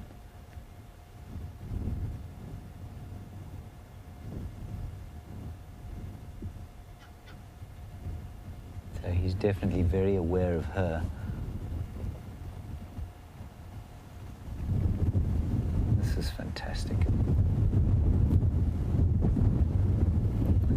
Now, Dylan in Iowa, a very clever question you're asking me is, do males often share the same territory as females? Dylan, they do inevitably, because a male's territory overlaps. Look, he's doing this Flemin behavior again. Because a male's territory, Dylan, overlaps a female. So normally a male will have 2 or 3 or maybe even 4 females within his own territory. They have much smaller territories. And so by default, a female will inevitably occur within a male's territory.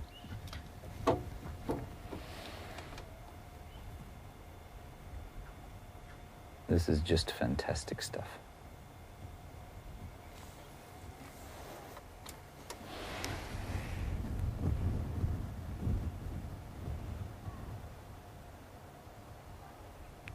Don't see this many leopards every day, do we? Especially 2 stars of our show like this.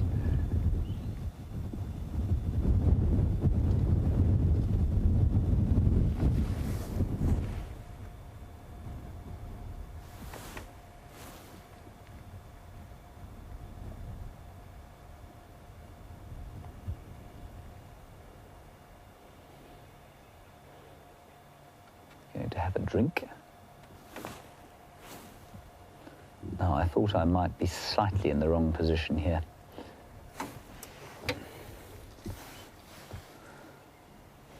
Brian, shall we try and move around a bit?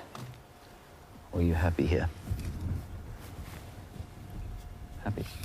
Move. I'm just going to try and move a little bit so that we can see his face a bit better.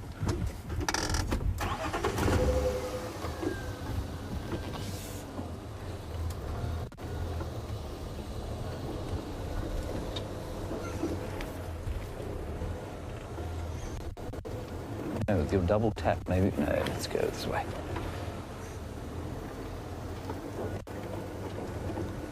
Is that all right? No, let's go around the other side. I think with your double, yeah, I know, but I think I can't stick that thing into it.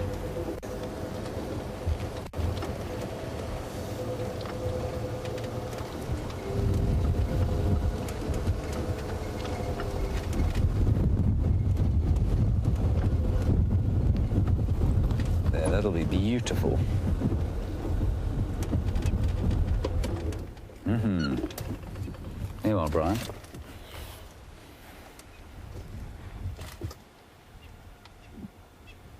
Isn't that stunning?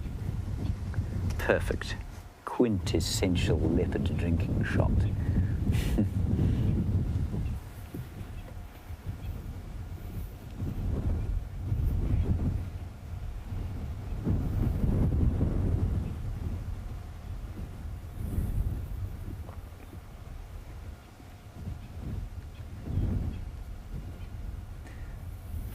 Paul, you're in London in a tele office. I don't know what a tele office is, but as it has the word office behind it, a tele office. I don't know what a tele office is either. Anyway, you are... Look, he's just getting a fright from the dust blowing by. You know, whatever kind of office you're in, it's a good idea to be watching safari. It'll keep you sane. And you want to know how many, do we know how many leopards there are in the reserve? We don't know exactly. We have a pretty good idea. So we see 2 male leopards in our particular piece, maybe 3 in our 1,500 hectares, but they're not on this area permanently. 2 or 3 females that we see, 2 young males sometimes come onto the area. But there is a very good idea of the total number of leopards within the Sabi Sands, and including all cubs, it's probably somewhere between 75 and 100. And I know that sounds like quite a big gap, but I don't know offhand exactly who's where and how. But certainly the Panthera, for example, which does all the leopard research in this area, they would have a very good idea of how many we had.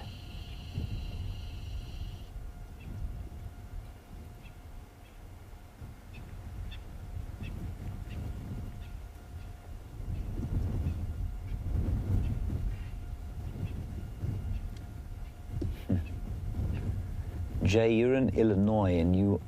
Oh, look at the picture of his reflection. Isn't it beautiful? You're querying why he's got that curved edge to the tail. There's actually quite a good reason for it. Well, other than not dragging it on the floor, of course. You see it's white-tipped. It's tipped with white at the end. And what that means is that it's an effective following mechanism, and it's an effective flag. So when he's a youngster, his mother will be able to spot that in the bush when they're moving together.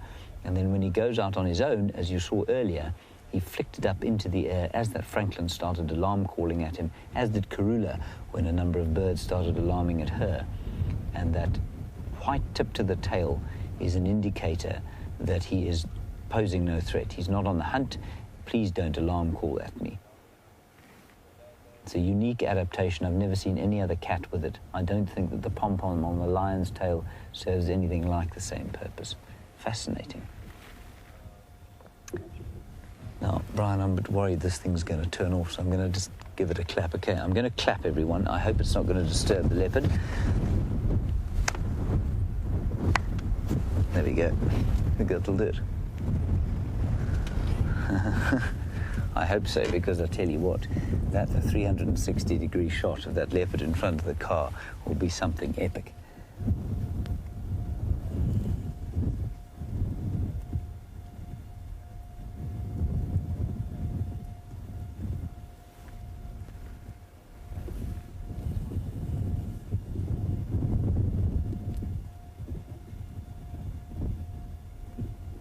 Beautiful. Within this pan, of course, there are a whole lot of terrapins, and they're swimming about, hoping for the odd invertebrate to come. And that's one of them in front of his face. That little sticky-outy thing that looks like a piece of mud is in fact a terrapin's head, a terrapin's beak sticking out of the water.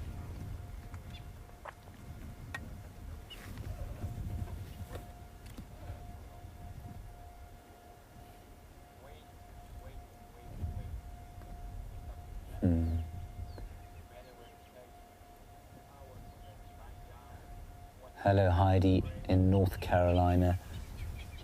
You've obviously noticed how incredibly relaxed he is around the vehicles, and I think you're wondering why. And you want to know if perhaps he's grown up with vehicles in the same way that Karula has, and Shadow and many of the other leopards around the Sabi Sands. Yes, he has, completely. He does actually come from Lion Sands, which is way down in the south. So his existence here is fantastic, because it does mean that he brings some genetic diversity to the area. But yes, he's known vehicles since he was a very small fellow. You can see how much they drink. I'm always amazed by the amount that they're prepared to drink, and also the quality of the water they're prepared to drink. This is something of a cesspool full of buffalo dung, mud, hippo dung, and, well, obviously also the dung of many terrapins. And it doesn't affect their bellies at all.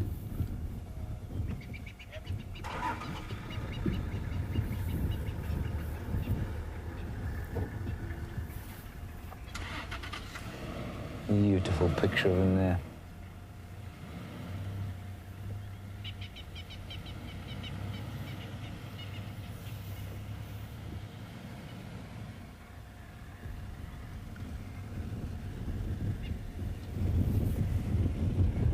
Extremely lucky we are to spend this amount of time with him, and now we have him all to ourselves, which is even better.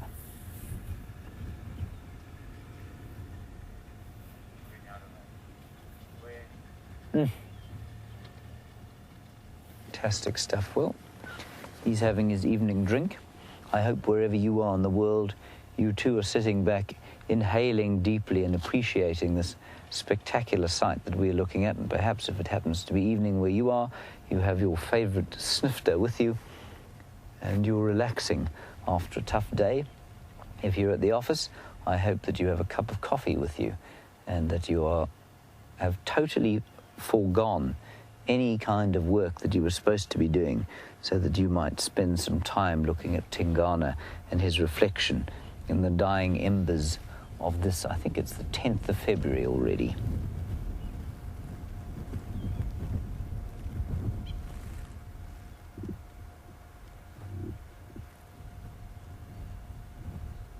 Isn't that wonderful? Look at how aware he is. Extremely aware all the time. And Donna, you want to know if leopards might mate with related leopards. So could there be inbreeding? Donna, yes, it happens regularly. And in the cats, apparently, it can take up to sort of 6 generations before there will be any deformities. For example, I guess a cat might be born with 6 digits on its feet, for example. That would be an example of inbreeding, if you like. But for 6 generations or so, it would make almost no difference. So Mvula is from this area. I'm not exactly sure who his parents are. He's, you know, almost 11 years old now. In fact, I think he's almost 12. And there's no question he will share some of the same genetics as Karula, but, you know, the offspring, Quarantine and Konuma, they're absolutely fine. They don't show any deleterious effects at all. But it is important, or why it's so great that Tingana is in this area and that he's been mating with Shadow, who's Karula's daughter, as well as Karula, because he does bring a great deal of genetic diversity into the area. You can see with the wind blowing, he's tremendously aware all the time. He's always looking around the place because he can't hear. If there's a potential threat approaching, he won't be able to hear it. This is exactly the kind of time of night that hyenas might want to come out and have a drink. They'll start moving away from the den now and go out foraging, and he won't want to come across too many hyenas together. One on their own, he'll slink off or just sneak up a tree and be fine. But he won't want them to sneak up on him. Beautiful frame there with the log behind him.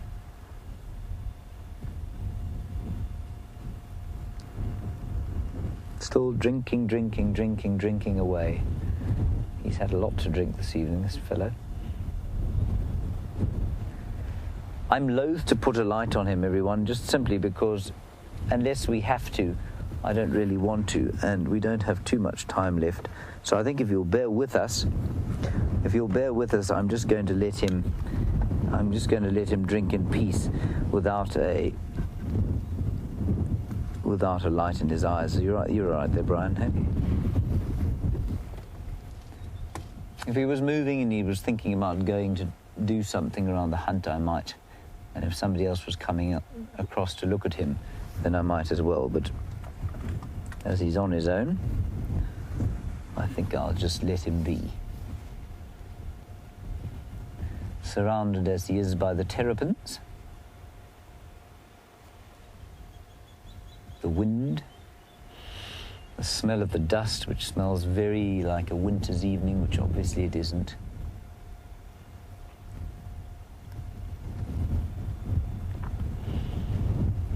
Very little in the way of vegetation smell at all.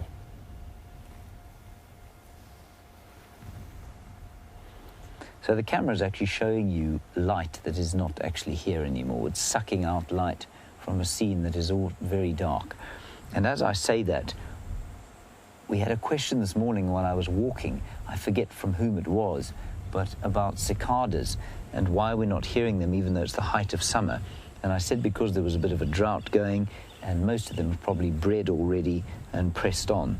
They've had their life cycle. As I say that, there's a cicada firing up behind us. So there are still a few of them around.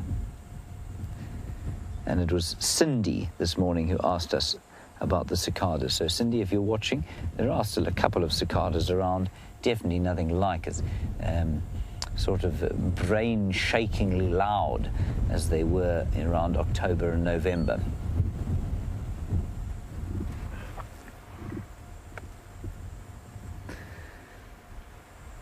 Alrighty, let's nip over to Stef quickly so that he can show you some elephants. I'm going to stay here with Tingana. I'll see you very shortly.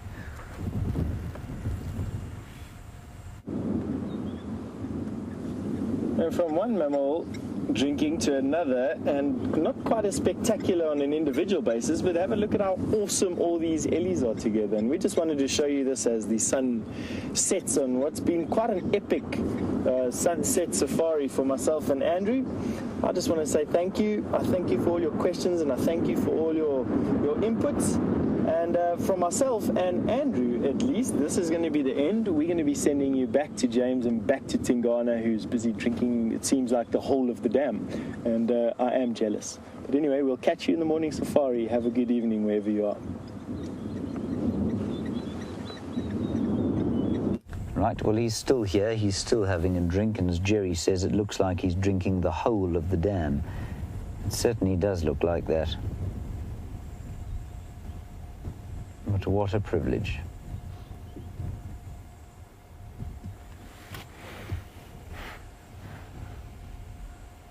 So just a few more minutes left, everyone.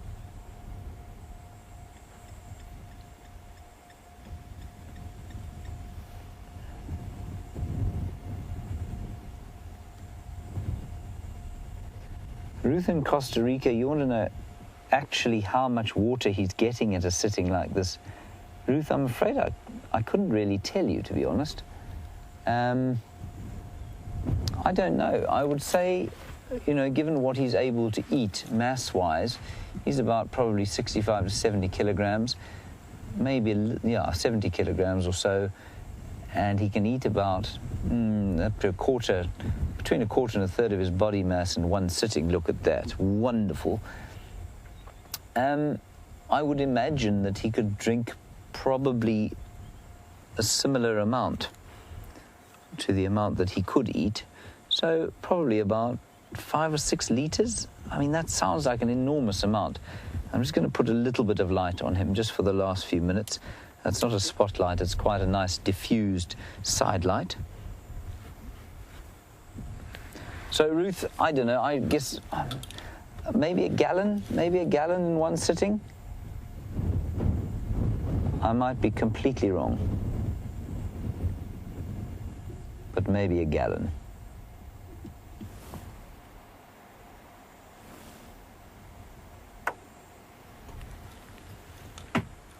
Look at him. Isn't he lovely?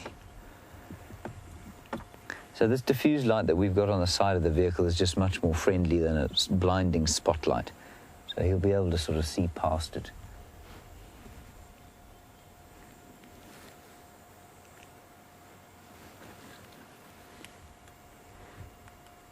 And as Jerry says, he looks very alert. He certainly is alert.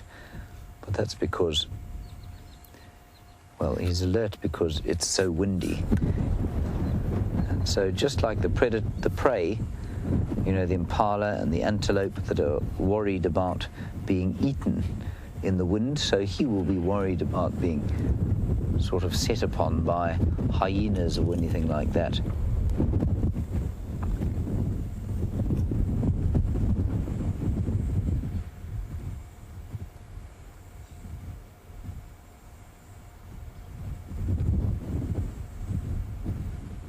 Stunning stuff.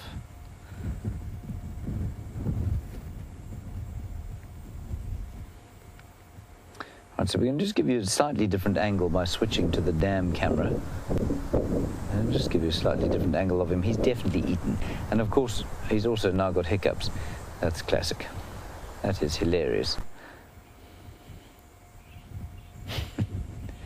One hiccup.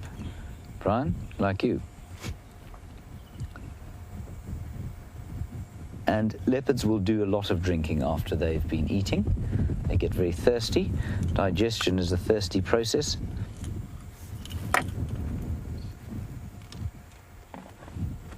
And you can see that fat belly.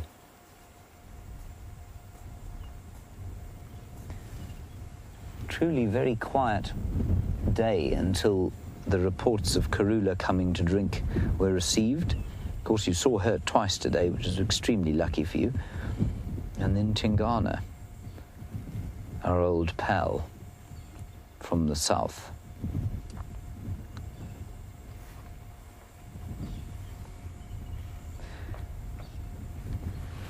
Right, well, that's about it from us, everyone. We will see you tomorrow morning. I'm not sure who's driving tomorrow morning, actually. Thank you, Brian, for your efforts. Well done. And lovely to have Stef on board again, of course, with Brian. And, of course, Brian's thumb, at least with Andrew, Stef was. And thanks to Kirsty and, of course, to Jerry in the final control. And to all of you, wherever you are in the world, stay safe and happy. And I hope that you enjoy watching the dam cam for the rest of the night. We will see you in the morning. Bye-bye.